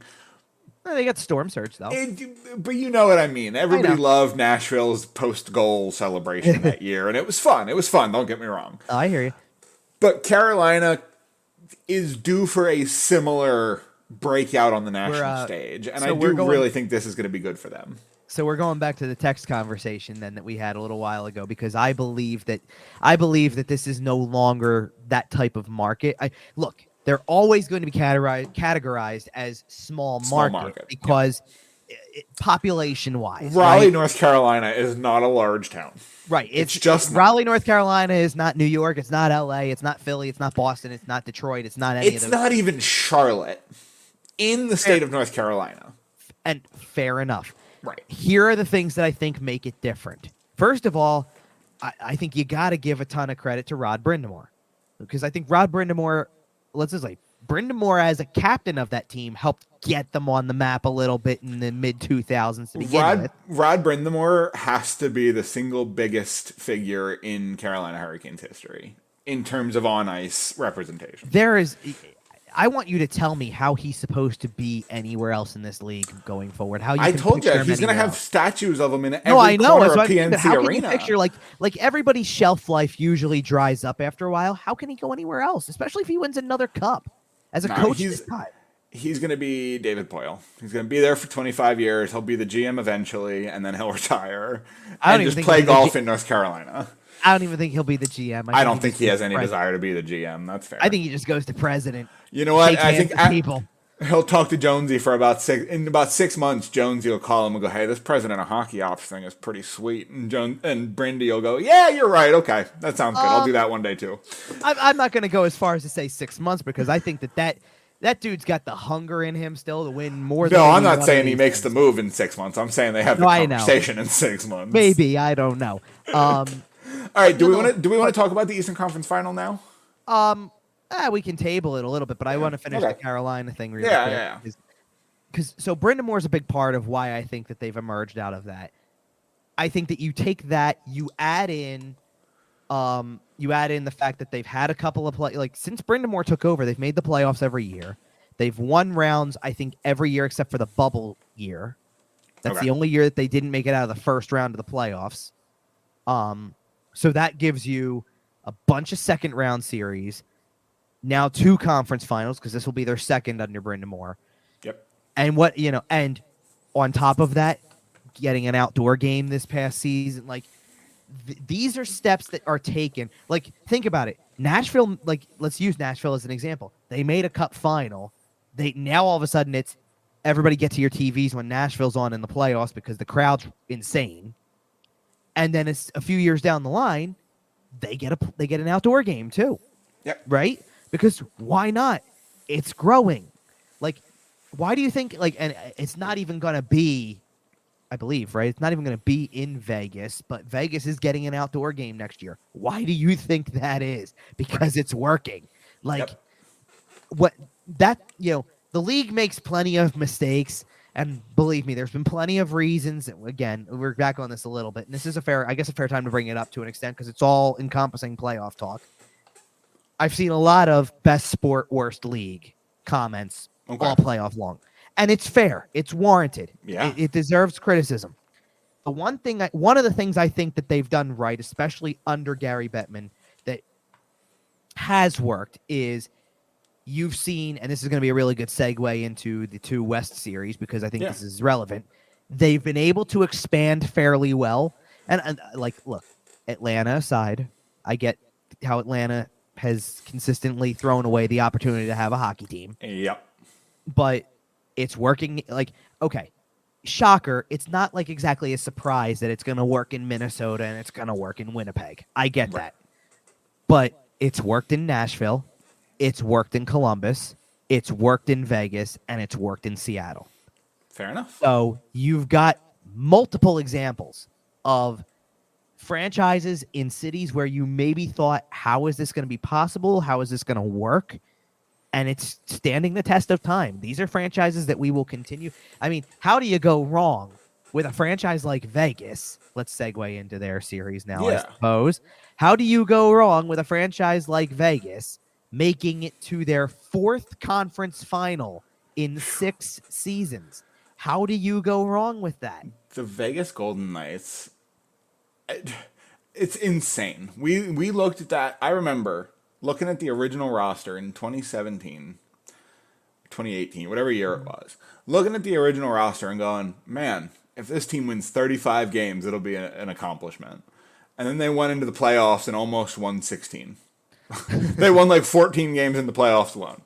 They won 13, actually. 13, yes. okay, it I'm was sorry. 4-1 in the cup final. But I thought it was game 6. Okay, fair enough. No, game 5 is what it was. But let's because they had home ice. Okay. But let's not forget that they were very much in that game. I mean, like, oh yeah. As a matter of fact, I now you're going back to the Holtby save and all that stuff. Like, I mean, there was a couple of games where one thing one way or the other, and they could have been on the cusp of winning a cup. Yeah. So, like, and we sit here, all these years later, and something that you and I actually were joking about before the show, almost no original members. Like, they have essentially flipped over almost the entire roster, except for that one line from that original season, Carlson, Marcius O'Reilly, Smith. And, there are a couple more familiar, we talked about it before. Up the stats from their series, just to point out that, 2 out of the all 3 of them had contributions, but 2 out of the 3 in particular did a lot of things in 6 games. Yeah. So in the first round, by the way, I think this was the most high octane series. This was the most blink and you'll miss it. You can't look away. Anything can happen series. Yeah. Quite frankly, that I've seen in a long time. Like, this felt a lot like Pittsburgh Flyers 2012. Like, just that high scoring, anything can happen. The only downside is that it was a little too one-sided scoring in most of the games. Yeah. Like you had a really good competitive game 1. It's a 6-4 final. Like, that's that high intensity. I get it, 1,000%.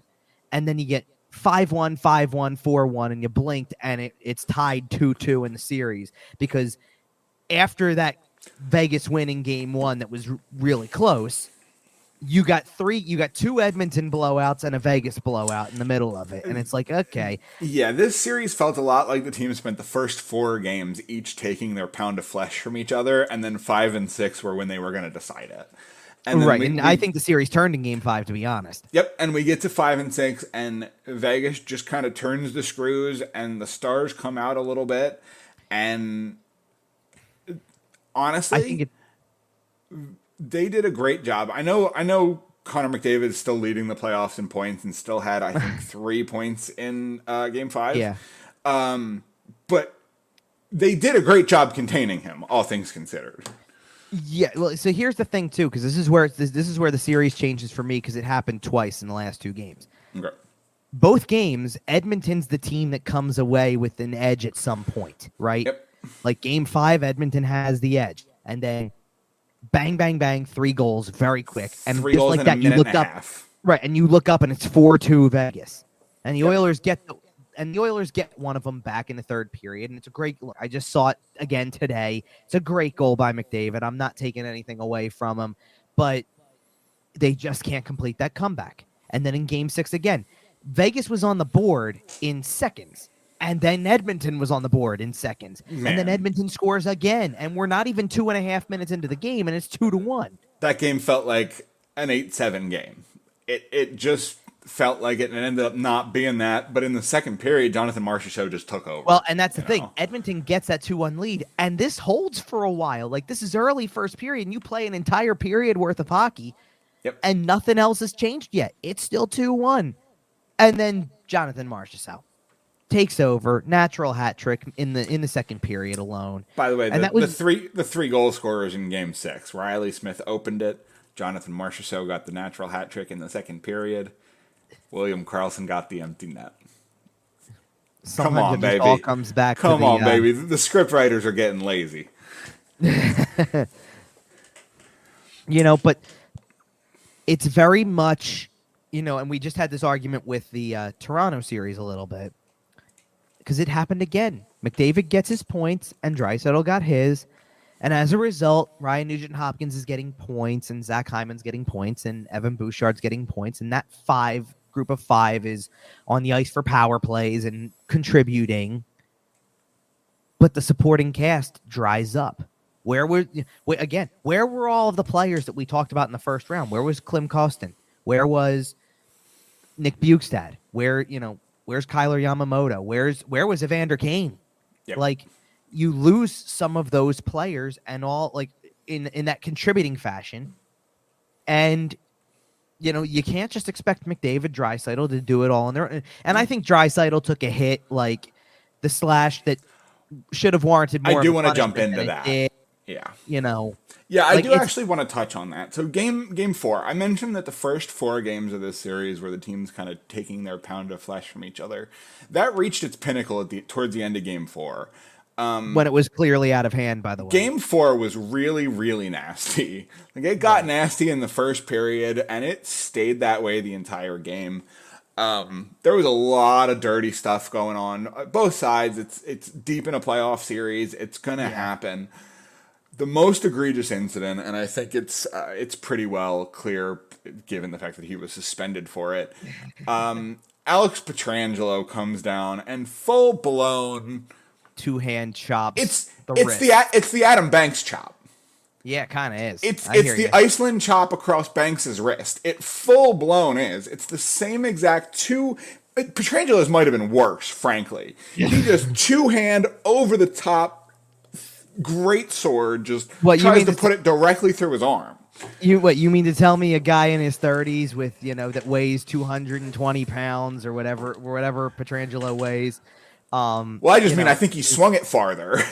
Well, I hear you, but I'm saying you mean to tell me that there was probably more force behind that than a movie that involves teenagers? The Iceland guy just kind of lifted it up like a high stick and then chopped it down. Pietrangelo came all the way over the head. Yeah. And he brought it down hard on Draisaitl's wrist. Thank God it hit the pad or something because he seemed to be relatively okay, if pretty annoyed. And that really got out of hand at that point. Sure. In the immediate aftermath, Darnell Nurse starts a fight, which in the last 5 minutes, he is also given an instigator for that, which in the last 5 minutes. That's where it comes in, yes. Right, which in the last 5 minutes is an automatic 1-game suspension. Now, that can be rescinded. You can appeal it, and it can be rescinded, and I assume the Oilers did, and it was not. Right. The issue from my end, however, is the fact that Alex Pietrangelo was only given 1 game. When Darnell Nurse is getting the 1 game. Now, if you decide to rescind Nurse's, I think I'm okay leaving Pietrangelo at 1 game, all things considered. That's exactly what I was about to say. I think it's okay if it's 1. But if you're going to uphold Nurse's, and that's fine. And if you want to uphold Nurse's, that is also fine. He did a thing that you're not allowed to do. I say it all the time, call the rule book. That's the rule book. He gets a game. I'm fine with that. Pietrangelo has to get more. Hello? Right. We're not even talking about comparing incidents from this game and context and this and that. They were right there. They happened right next to each other. This is worse than that. I think the right call then was I think that in hindsight then, if you want to go with what the right thing to do would have been, I think Pietrangelo getting a game is fine.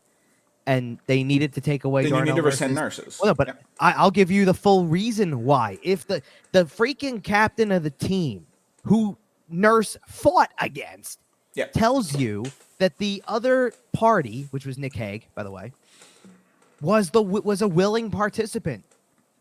The other captain did. This isn't it's not like McDavid said, I don't know what they're doing. For the record, Connor McDavid immediately jumped Alex Pietrangelo. He immediately started trying to fight Alex Petrangelo. That's how blatant that was. You know, and in fairness, attempted to until probably as he got into it, realized, oh my goodness, don't get yourself hurt in the process. Correct. Like that's, you don't want that to happen. I understand why he's doing it, of course. In the moment, you don't. Connor McDavid handled that fantastically. Yeah, I was not right. He did fine. I just think, like, we're not talking about Connor McDavid saying to the media afterwards, well, they can't, like, if they're going to suspend him, they shouldn't uphold it because the other side was willing and ready to go, right? Right. No, the captain of the guy's own team is telling you he accepted the fight before the face-off even happened. Yep. This was mutually agreed upon. It, like, basically, it shouldn't be a suspension. Right. Like, he didn't say those exact words, obviously, but he gave you enough information that you should be able to take it into account and say, this is not an instigation penalty. We're going to rescind that. Best game, worst league. Exactly. Because it doesn't line up. It doesn't make any sense. And that might be the episode title. It's one of those. I think the episode title is still going to probably gear on. That's fair. You know, although we have in the past used Keeping Up with the Joneses, so we can't use that one again. I kind of wish we didn't waste that. I one know, on Martin right? Jones. Speaking of Martin Jones, you want to bounce it? Well, hold on. I want to make one more point on Vegas, and then we'll go to the Seattle and Dallas series. Vegas looks great. Well, because they continue to show that they've got depth. That's the point. Like, they have depth at goaltending. Who right, has depth at goaltending? Change. They haven't even had to play Jonathan Quick yet. Haven't had to play Jonathan Quick. Aiden Hill's been great. Laurent Brossoit gets hurt in the middle of the series. Looks like he's done for the playoffs the way that it's shaping up to be. I mean, it looked bad, which is a bummer because he was playing outstanding leading up to. But then Aiden Hill comes in, and I'm not going to lie to you. He comes in, and you're starting to think, oh dear God, now the backup to it feels like the backup to the backup, which is actually the truth. I mean, it really is the truth, is it not? Because it's like, no, he's the third stringer there. Right. Because in a perfect world, it's Logan Thompson, Laurent Brossoit, Aiden Hill. I mean, you got Jonathan Quick, obviously, like we've mentioned, and you can slot him in whatever position you would like to. But it was Logan Thompson for a majority of the year, and now it's been. Remember Robin Lehner? Yeah, I know, right? Insane. You know, and I'm not going to lie to you. I saw that Aiden Hill was going in, and I thought, oh boy, McDavid's about to have a field day. Me too. And it's not like he didn't score on him, but he's the only one who scored on him. And that's it. That makes a difference. So, anyway, back to the part where they make their fourth conference final in 6 seasons. That's just remarkable. Isn't it? Insane. They've really done a great job of just continuing to be excellent. Consider the fact that it's already an accomplishment in and of itself to do that at any point in your franchise's history. 4 years in the this 4 and 6. This is what we talk about the Tampa Bay Lightning like. Oh, look, you made it 4 times in 6 years and 3 Stanley Cup finals in a row. That's amazing, right?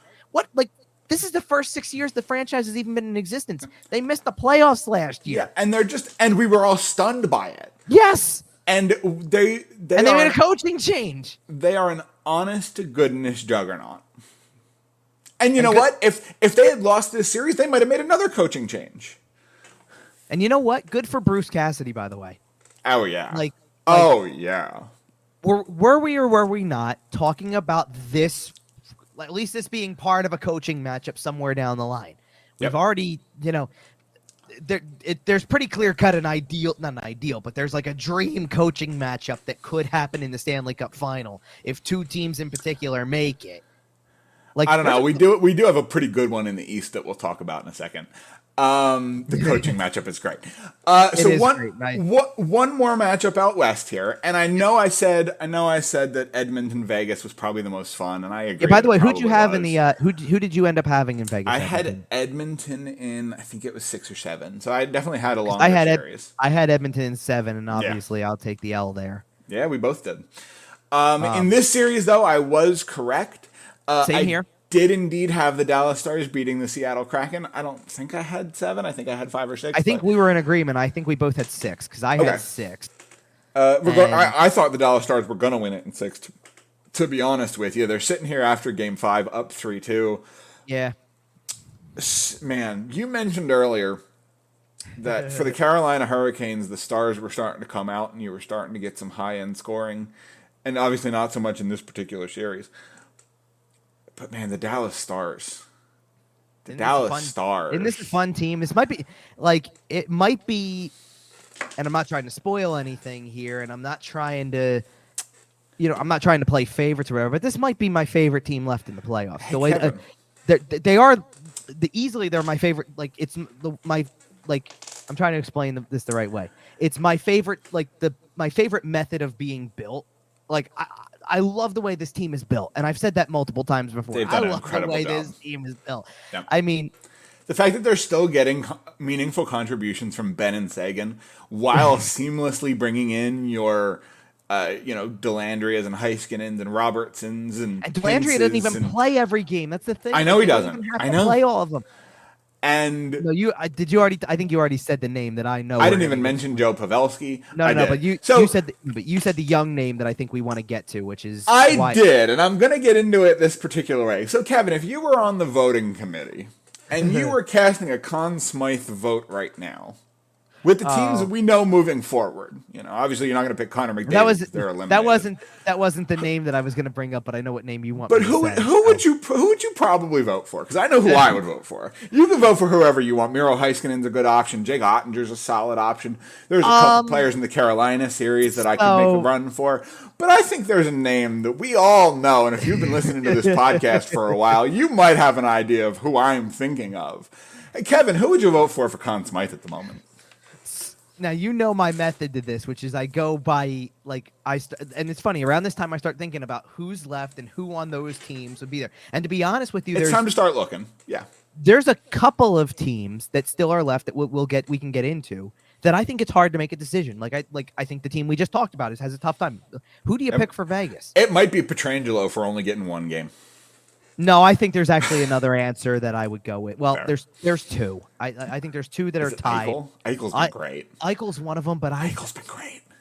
But I think you got to give a little consideration to Mark Stone because of what it's meant for him to come back at this time. I agree. And then because Carolina is the other tough one, by the way. Because I don't think without a shadow of a doubt, I think who number one is on Florida right now. It's got to be Bobrovsky. I agree. Absolutely. It's got to be. I mean, Kachuk would probably be second, but it's got to be Bobrovsky. Is it Jacob Slavin in Carolina? No, I'm still leaning Aho there probably. But honestly, I think Carolina is still the most wide open race. Not only do I think as far as on an individual team level. Not only do I think it's such a wide open race, but I would venture on the side of that if Carolina were to win the Stanley Cup, based on the way things have gone so far. I mean, if somebody emerges in this series, then we could change our minds completely, right? But in the first two rounds, you know who the MVPs of the playoffs are for that team? It's Rod Brindamore and Don Waddell. They're not eligible to win the Conn Smythe. It's the coach of the team and the people who built the team. Seriously. So what you're predicting I almost is... would venture on the side of if Carolina won the Stanley Cup today, based on the two rounds so far, that Carolina beats the losing team could win the Conn Smythe. I was about to say Carolina beats the Dallas Stars in 7 1-0 games, and Jake Ottinger wins the Conn Smythe. I mean, so I have I know what name you want me to say, and I'm going to say his name. So give me a second. I actually think because you brought up Ottinger. I think Ottinger's actually fallen out of the running a little bit because for now, yeah, he got pulled a little too much in that series for me. But a game 7 performance like he had, if he has one more good game 6 or 7 performance, he's right back in it. Well, I think let's put it this way. We're not gonna we won't be able to have that discussion. He's gonna have to be that level good for them to make it to the next. You're probably right. You might be able to get away with that against Seattle for a couple of games. I don't think you can get away with it against Vegas. I do think that Miro Heiskanen deserves a lot of talk. I mean, did you see the numbers, by the way? He played something like 11 and a half minutes in the third period yesterday. As somebody who's had him in Sim League for a very long time, that kid plays a ton.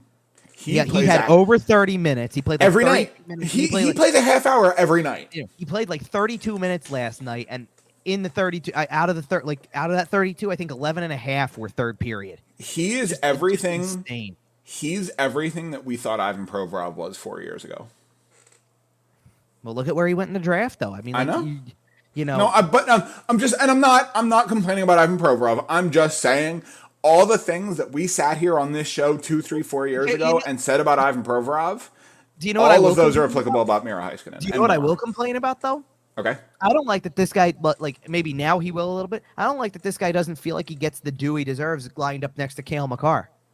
Like He doesn't, though. Like everybody focuses on Makar because Makar is both.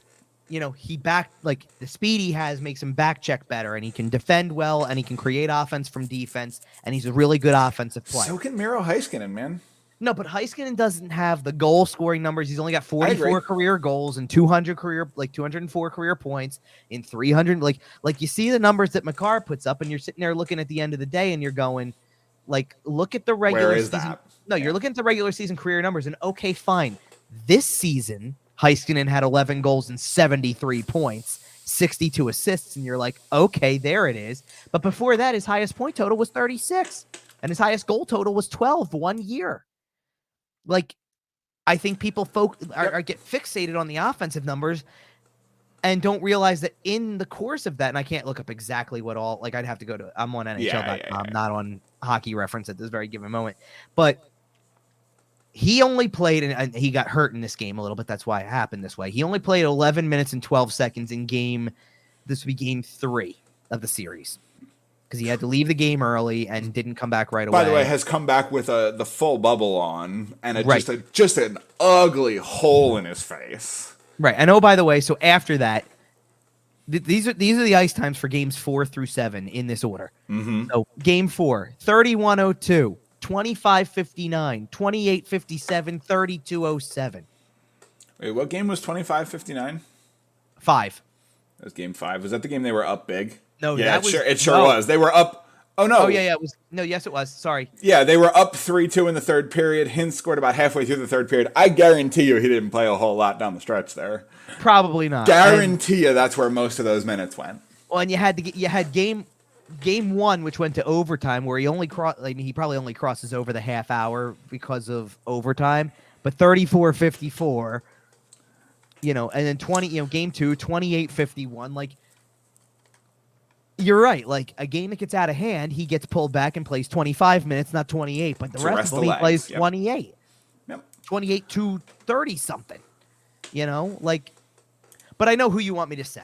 I know what name you want me to say for like the Conn Smythe, and I agree with you. It's got to be Roope Hintz. It's Roope Hintz. He has had such a good series. Come on now. It was not quite the series that like the first round where he led the league in scoring after the first round. But you know what? McDavid. But you know what? With the fact that 3 of the top 4 aren't going to be getting any more points this postseason. Oh, I know. He's gonna move up and clear some space in a hurry. So I guess now I can what's it called? I can take off the date range of just the second round here and find everybody. Yeah. And find that Roope Hintz is 1 point behind Connor McDavid with an extra game. But that's about it. Like, and Connor's not going to play anymore. The only player who can come, I won't say can come close, but to an extent, in the range. I mean, Matthew Tkachuk's got 16 points and Hintz has got 19. Tkachuk could certainly, I mean, you got to remember something too. Tkachuk had 11 points in the 7-game series against Boston. Yep. And then had 5 against Toronto. And now has to go up against Carolina, who is not worse than Toronto defensively. No, but I almost wonder if that brings it out more. Like, maybe. Well, and he's probably going to be focused a little less on being a Tkachuk in the third round, because Carolina just doesn't really play that game, not as much as Toronto does. Right. Matthew Tkachuk ran a field day through Toronto, because Toronto is, quite frankly, mentally soft. But, but like, this was a weird series, too, because game 1 was spectacular. Pavelski gets the 4 goals in game 1 to tie it up, and, ties the game up. Seattle had 4 goals in the first period, which was crazy.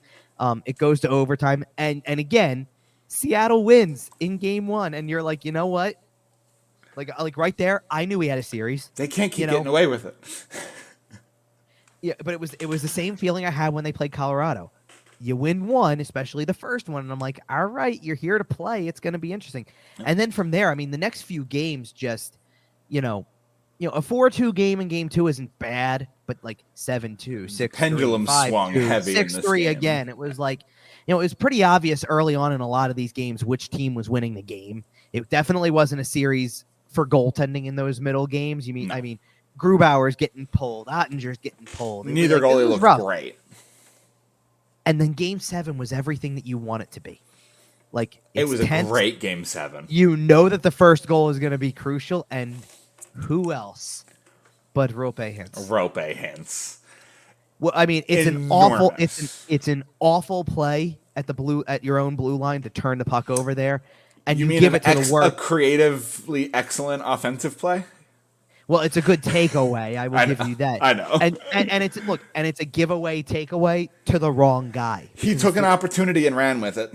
I mean, if we're going off of at the time, you're going off of at the time a guy with 8 goals in the playoffs to this point who goes in and scores his 9th.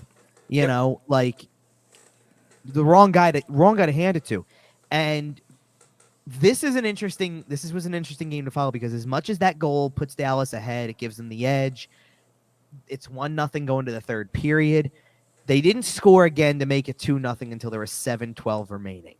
With 10 minutes left in the third period, I firmly believed that if this thing stayed at 1-0 and Seattle got the game tied, that they were winning in overtime. Well, man, you want to go one better? So after Seattle scores this, or after Dallas scores the second goal, they're up 2-0 with about 3 minutes left.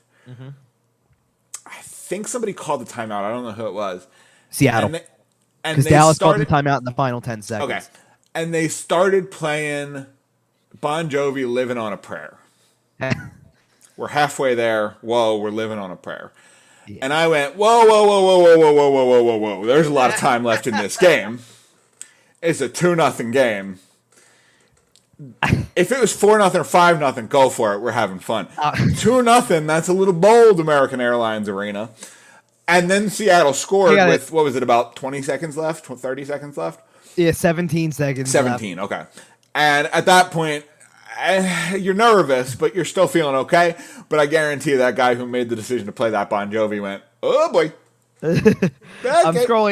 I'm trying to scroll backwards a little bit because I gotta find something that I sent to a buddy of mine during the Boston, Florida series that you're going to need to see for bringing that up because it was just too funny. Or it's too funny to not include in this anyway. I got to hope I can find it really quick because it's just because it was hysterical. But yeah, while you're looking for that, this Stars team has really found a way to get scoring from everywhere, and their top horses are doing a good job of carrying the load and kind of producing in the clutch moments. You know, we talk about Roope Hintz scoring that big goal in Game 7, but they are also getting some depth scoring, and it's a really nice blend, and Dallas is really kind of clicking. If Jake Ottinger, you know, sorts himself out and starts playing like Jake Ottinger in the playoffs last year, they're going to be a tough team to beat. They're going to be a tough out for Vegas. Oh yeah, no question about it. And I like one of the things that I immediately think of here, and you're semi referring to the second goal there and who scores that because again, here's a rookie who, you know, has really emerged and put himself on the map as part of this team's future. I love what Wyatt Johnston brings to this team. That kid has just scored clutch goal after clutch goal, and honestly, if he scores an overtime winner in the next round, he puts himself in that Conn Smythe conversation because he's clutch. It's not about how many, it's when.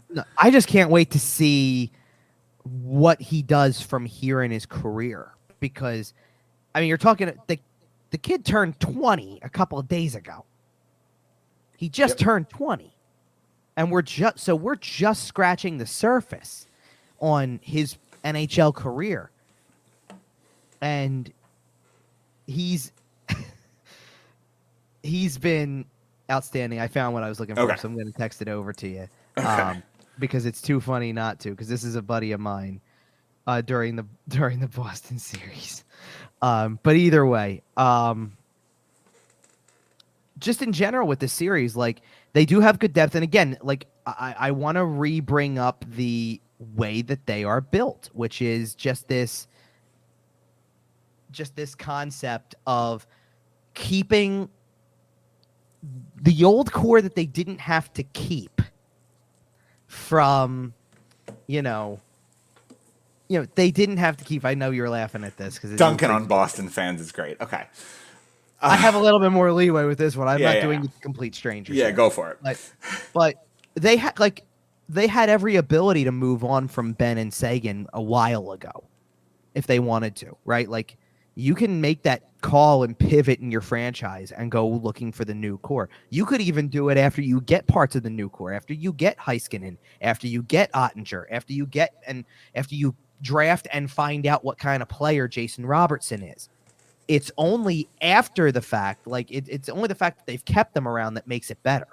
That they've found these other finds. I mean, your boy over there, Rope Hintz, is a second-round pick that turned into a key player, obviously. Yep. It's also timing, though, too. It's timing of trades. It's going out and trading to get Joe Pavelski when they did. Going and adding, this year in particular, Man, Joe Pavelski's been so good for them. This year in particular, adding Dodonov and adding Max Domi. Yep. You just did that now, and that gave you something different, too. You know what I mean? Adding Dodonov back? Wasn't he there earlier? Are you thinking of Gurianov? No, I thought Dodonov was there before, but either way. He was in Vegas for a little while. I might be thinking of his original run in the NHL, but regardless. Potentially, either way.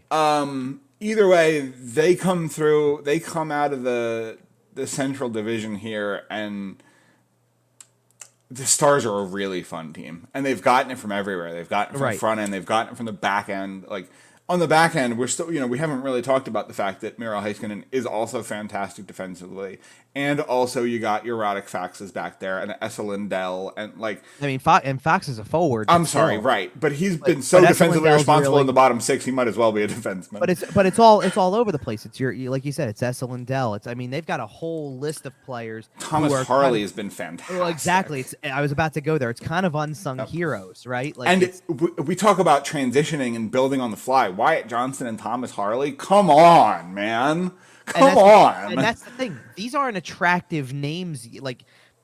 I think Johnston's Thomas Harley was in his draft year. Oh, yeah, I'm not saying that, but I'm saying to come up. I'm saying when you look at the roster, he's not the first guy you think of. No. Not even close. But that's exactly who stepped up. Yep. And it even goes down to it's guys who haven't played in every game in the series, or in the playoffs. Between Hakanpää, Hanley, Miller, they got this whole list. Kiwi Ranta's up front, and that's another guy up front. Up front, yeah. But you want to add a defenseman to the mix that I think is oft forgotten in this group. Who again, much like Joe Pavelski, kind of falls in line. How about Ryan Suter? Yep. Revival, right? Yep.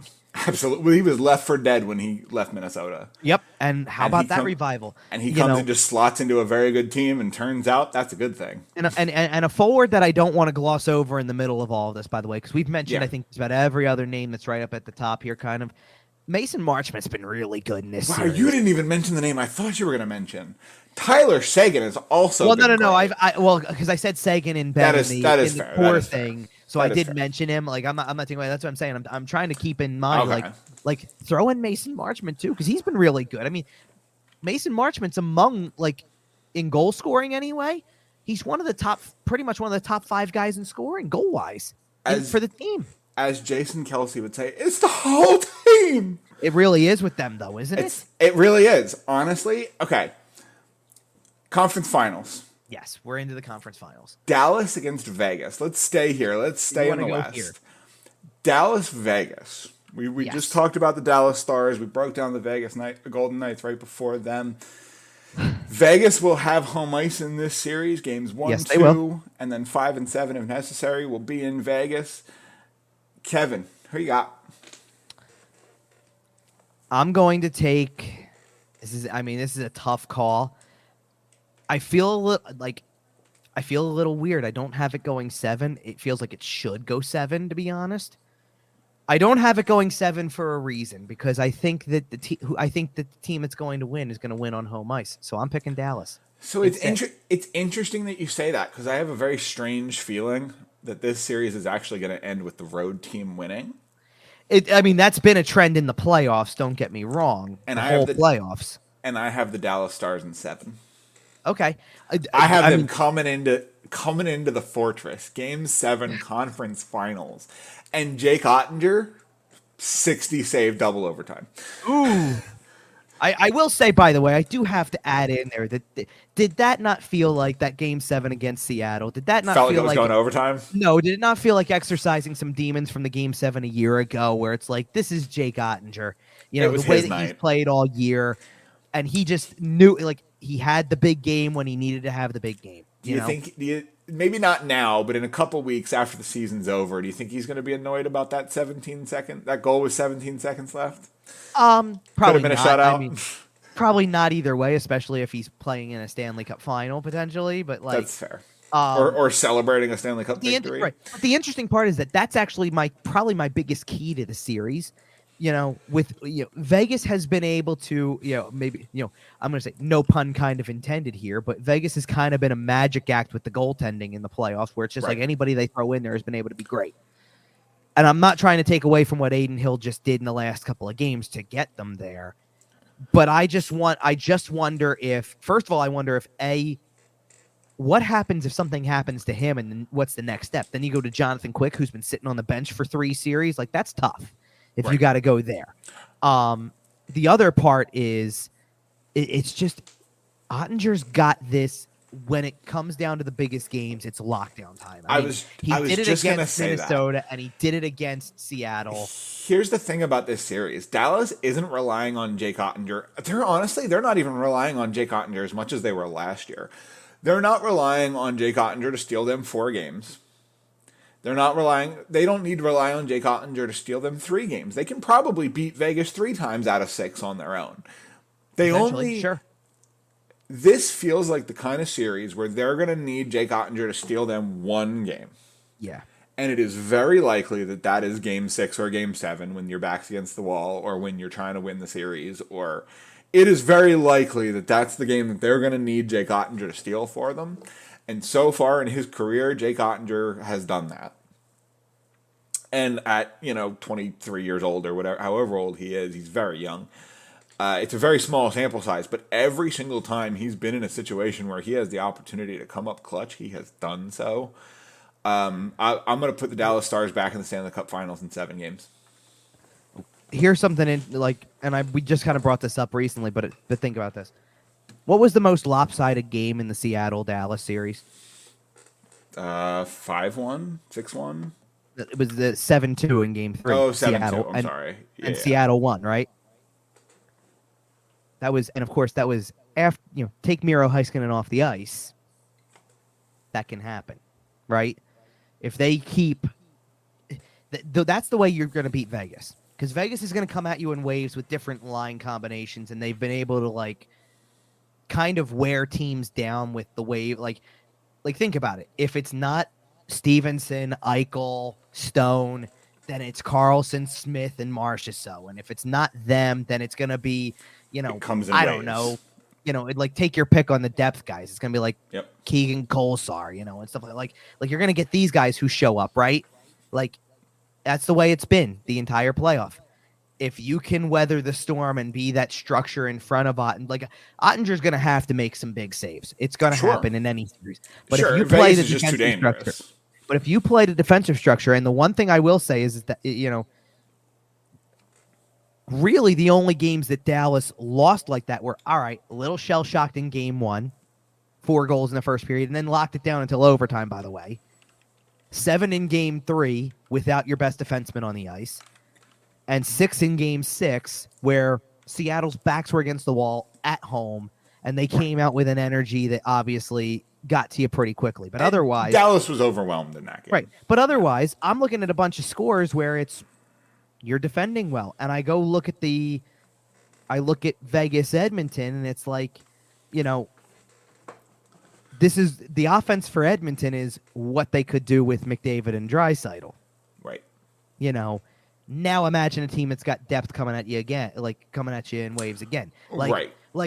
Realistically, the thing is, you can match Stone and, you can match with McDavid and Draisaitl. You run out of ammo trying to match with Hintz and Robertson and Ben and Sagan and Johnston and. Right. Well, because realistically speaking, what series has Vegas played where the level of depth or something, at the top hasn't disappeared? Like, for goodness sake, we've got Rick Bowness telling you after the Winnipeg series, all the top guys had no pushback. Yep. So nobody showed, like, it's as if to say nobody showed up. The Vegas Golden Knights dropped a nuke into the middle of that team. That's an ugly situation. Right. And then they play Edmonton, and after a certain point you realize it's McDavid, Draisaitl, and everything else kind of dried up. And what happened to everybody else? And oh, by the way, like, the only way we're going to even be in this series is to throw out, like, Evan Bouchard is taking 3-minute shifts at the end of game 6, trying to find a way to make it work because. And Evan Bouchard was great for the Edmonton Oilers, by the way. We kind of glossed over that when we talked about them earlier, but he really come out as a young emerging defenseman for them. Overall body of work, great. I think it was in game. Fair. I believe it was in game 1. It might have been game 1.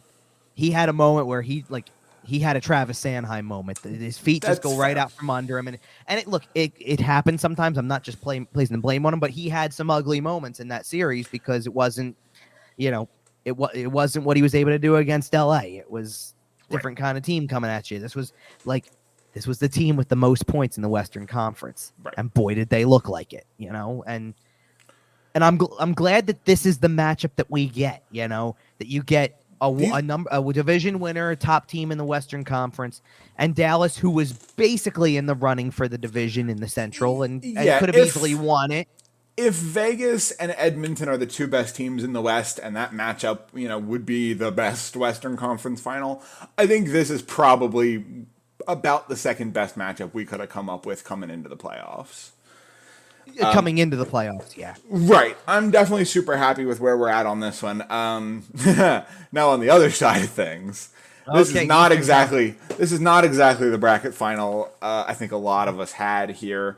I will take credit. I did have Carolina sitting here, but not a whole lot of people had the team out of Florida. Carolina and Florida. Carolina will be the home team. Florida's halfway there. Has the magic run out? Have they finally run out of steam from beating Boston? Or is Carolina just a better team? Here's my thing. I'm looking at this series, and I don't see a path to victory for the Florida Panthers. But I also said that in the first 2 rounds. So I don't want to overlook magic. I don't want to overlook your George Mason run in the Right. No, I got you. But Carolina, like we said before, Carolina should win here. If Florida beats Carolina, they should win the Stanley Cup. It's a destiny thing. They're rolling. They're not going to lose. Bet the house on them. But please bet responsibly. But if Carolina wins like they probably should, then we have a real series in the finals. Let me ask you this: when in the last series, the Florida Toronto series, is it just after game 1 that you're already thinking something, or does it? It was 5 minutes into game 3. Okay, fair enough. When Florida's up 2-0 in the series and they're up 2-0 in game 3, the series ended then. Toronto broke in half. My answer is a little different than yours. It wasn't after game 1, so I'll agree with you there. But for me, it was okay. They're up 2-0. Now I know, this isn't like an up 2-0 after winning 2 on the road. Well, Toronto's in trouble. I think the fact that they were up 2-0 after 2 games and then Toronto came out and gave up 2 goals in the first 5 minutes of game 3, that really I had my hand hovering over the panic button at 2-0 and then 2 goals in 5 minutes and I smashed it. That's like, because where I'm with you with this is that it was such an underwhelming effort in game 3 from Toronto, even though they were in the game, like it gets to overtime. It just was underwhelming. It didn't feel like a team that needed to be playing with that level of desperation. And the Leafs were getting outplayed. Like they were never going to win that game. Just watching it. Different, because I'm with you. I think Carolina is poised at this point to make it. I'm not going to complete you know my rule on this. I'm having it go 7 because it's a coin flip to me. I Like, can't count out the Destiny team. well, exactly, and it's apparent who it is at this point. Like, now you're down to the point where it's like, okay, division winner, could have been a division winner, and the wild card. And then the team who saved their playoffs with their third string goalie over the last 3 weeks of their season, who also continued to play great through round one, and also here comes Bob, and he's back to Vezina winning form somehow after being terrible all year. We're writing a Disney movie. Like, we're writing the Disney movie. And that's why I'm saying, if the Florida Panthers win here, I promise, I'm saying this on the show, if the Florida Panthers beat the Carolina Hurricanes, I will not pick against them in the Stanley Cup final. That being said, Hurricanes in 5. In 5? Wow. 5. I'm gonna say here what I said right before the Devils series. The Carolina Hurricanes are the better team. They should win this series. They should dominate essentially every aspect, except maybe goaltending. I might give Florida the edge there. I will not be surprised if we're sitting here on our next show talking about a Florida Panthers Stanley Cup final appearance. But I have the Hurricanes in 5 as my actual pick. And I'm gonna agree with you that I think it's gonna be Carolina, but I'm saying Carolina in 7 because I am not putting anything past the Florida Panthers at this point. I have picked against them twice at this point. I thought and I'm picking against them here too, in theory, but I'm doing the same. I'm doing the exact same thing with your Game 7 coin flip. And I'm doing the exact same thing I did before, which was I had Toronto, but I knew that Florida was going to mean business in that series. And I feel the same way here. I just feel like somehow or other, I feel like there's still non-believers out there, and as such, I hear you. I'll admit it. And I know I might be wrong, but I've watched Sergei Bobrovsky forget how to play hockey too many times. I'm going to be genuinely curious to see immediately, because you want to know what I believe about this series, truthfully? Carolina is not going to win this series the way they just won the series that they played against New Jersey. If they think that they're going to get shorthanded goals and Jordan Martinook and Jordan Stahl and, that kind of stuff, like Sebastian Aho is going to probably have to be the best player on the ice. Storm surge is coming. I think that that's all I'm saying. And of course, do I think he can be that player? Absolutely I can. He was that player against the Islanders. So can he be that player? Of course he can. But I just don't think that you're going to be able to look at this at the end of the day and say Sebastian Aho didn't really score much, and neither did Martin Nakash. Like, that line's going to have to get going. You know who gets hit by hurricanes a lot? Florida. So now I'm curious about something, because you said something about this obviously the intriguing coaching matchup here is that Paul Maurice, a longtime coach of Carolina, including coaching Rod Brind'Amour to the Eastern Conference Finals in 2002 and 2009. Right. And we all know because we all know who the coach was in that other year. Right. We all know who that guy was, right?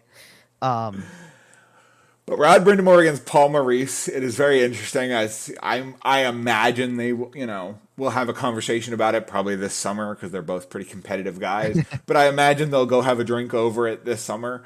But either way, it's going to be super, super intense. You've got some really fun ones here too, because you got the Vegas, Dallas. Everybody's already calling it the Pete DeBoer Revenge Tour, and not a single media market that gets cold at any point in the. I hear you. But listen, one thing I can tell you, one thing I am looking forward to is because now every single each game is isolated, so it's one a night once it gets started. Yep. Which probably means that, because with the way that they've had to bounce around from one to the next all the time, I don't know if we've gotten the Vegas introduction televised yet. I think we're going to start again. Well, so funny. And I hope so. I would love to see it. Carolina's the entire Eastern series, Florida Carolina is on TNT. The Western series, Dallas Vegas, is on the ESPN family between ESPN, ESPN Plus, and ABC. Game 2 on ABC is Game 2 Sunday ABC. That's going to be fun.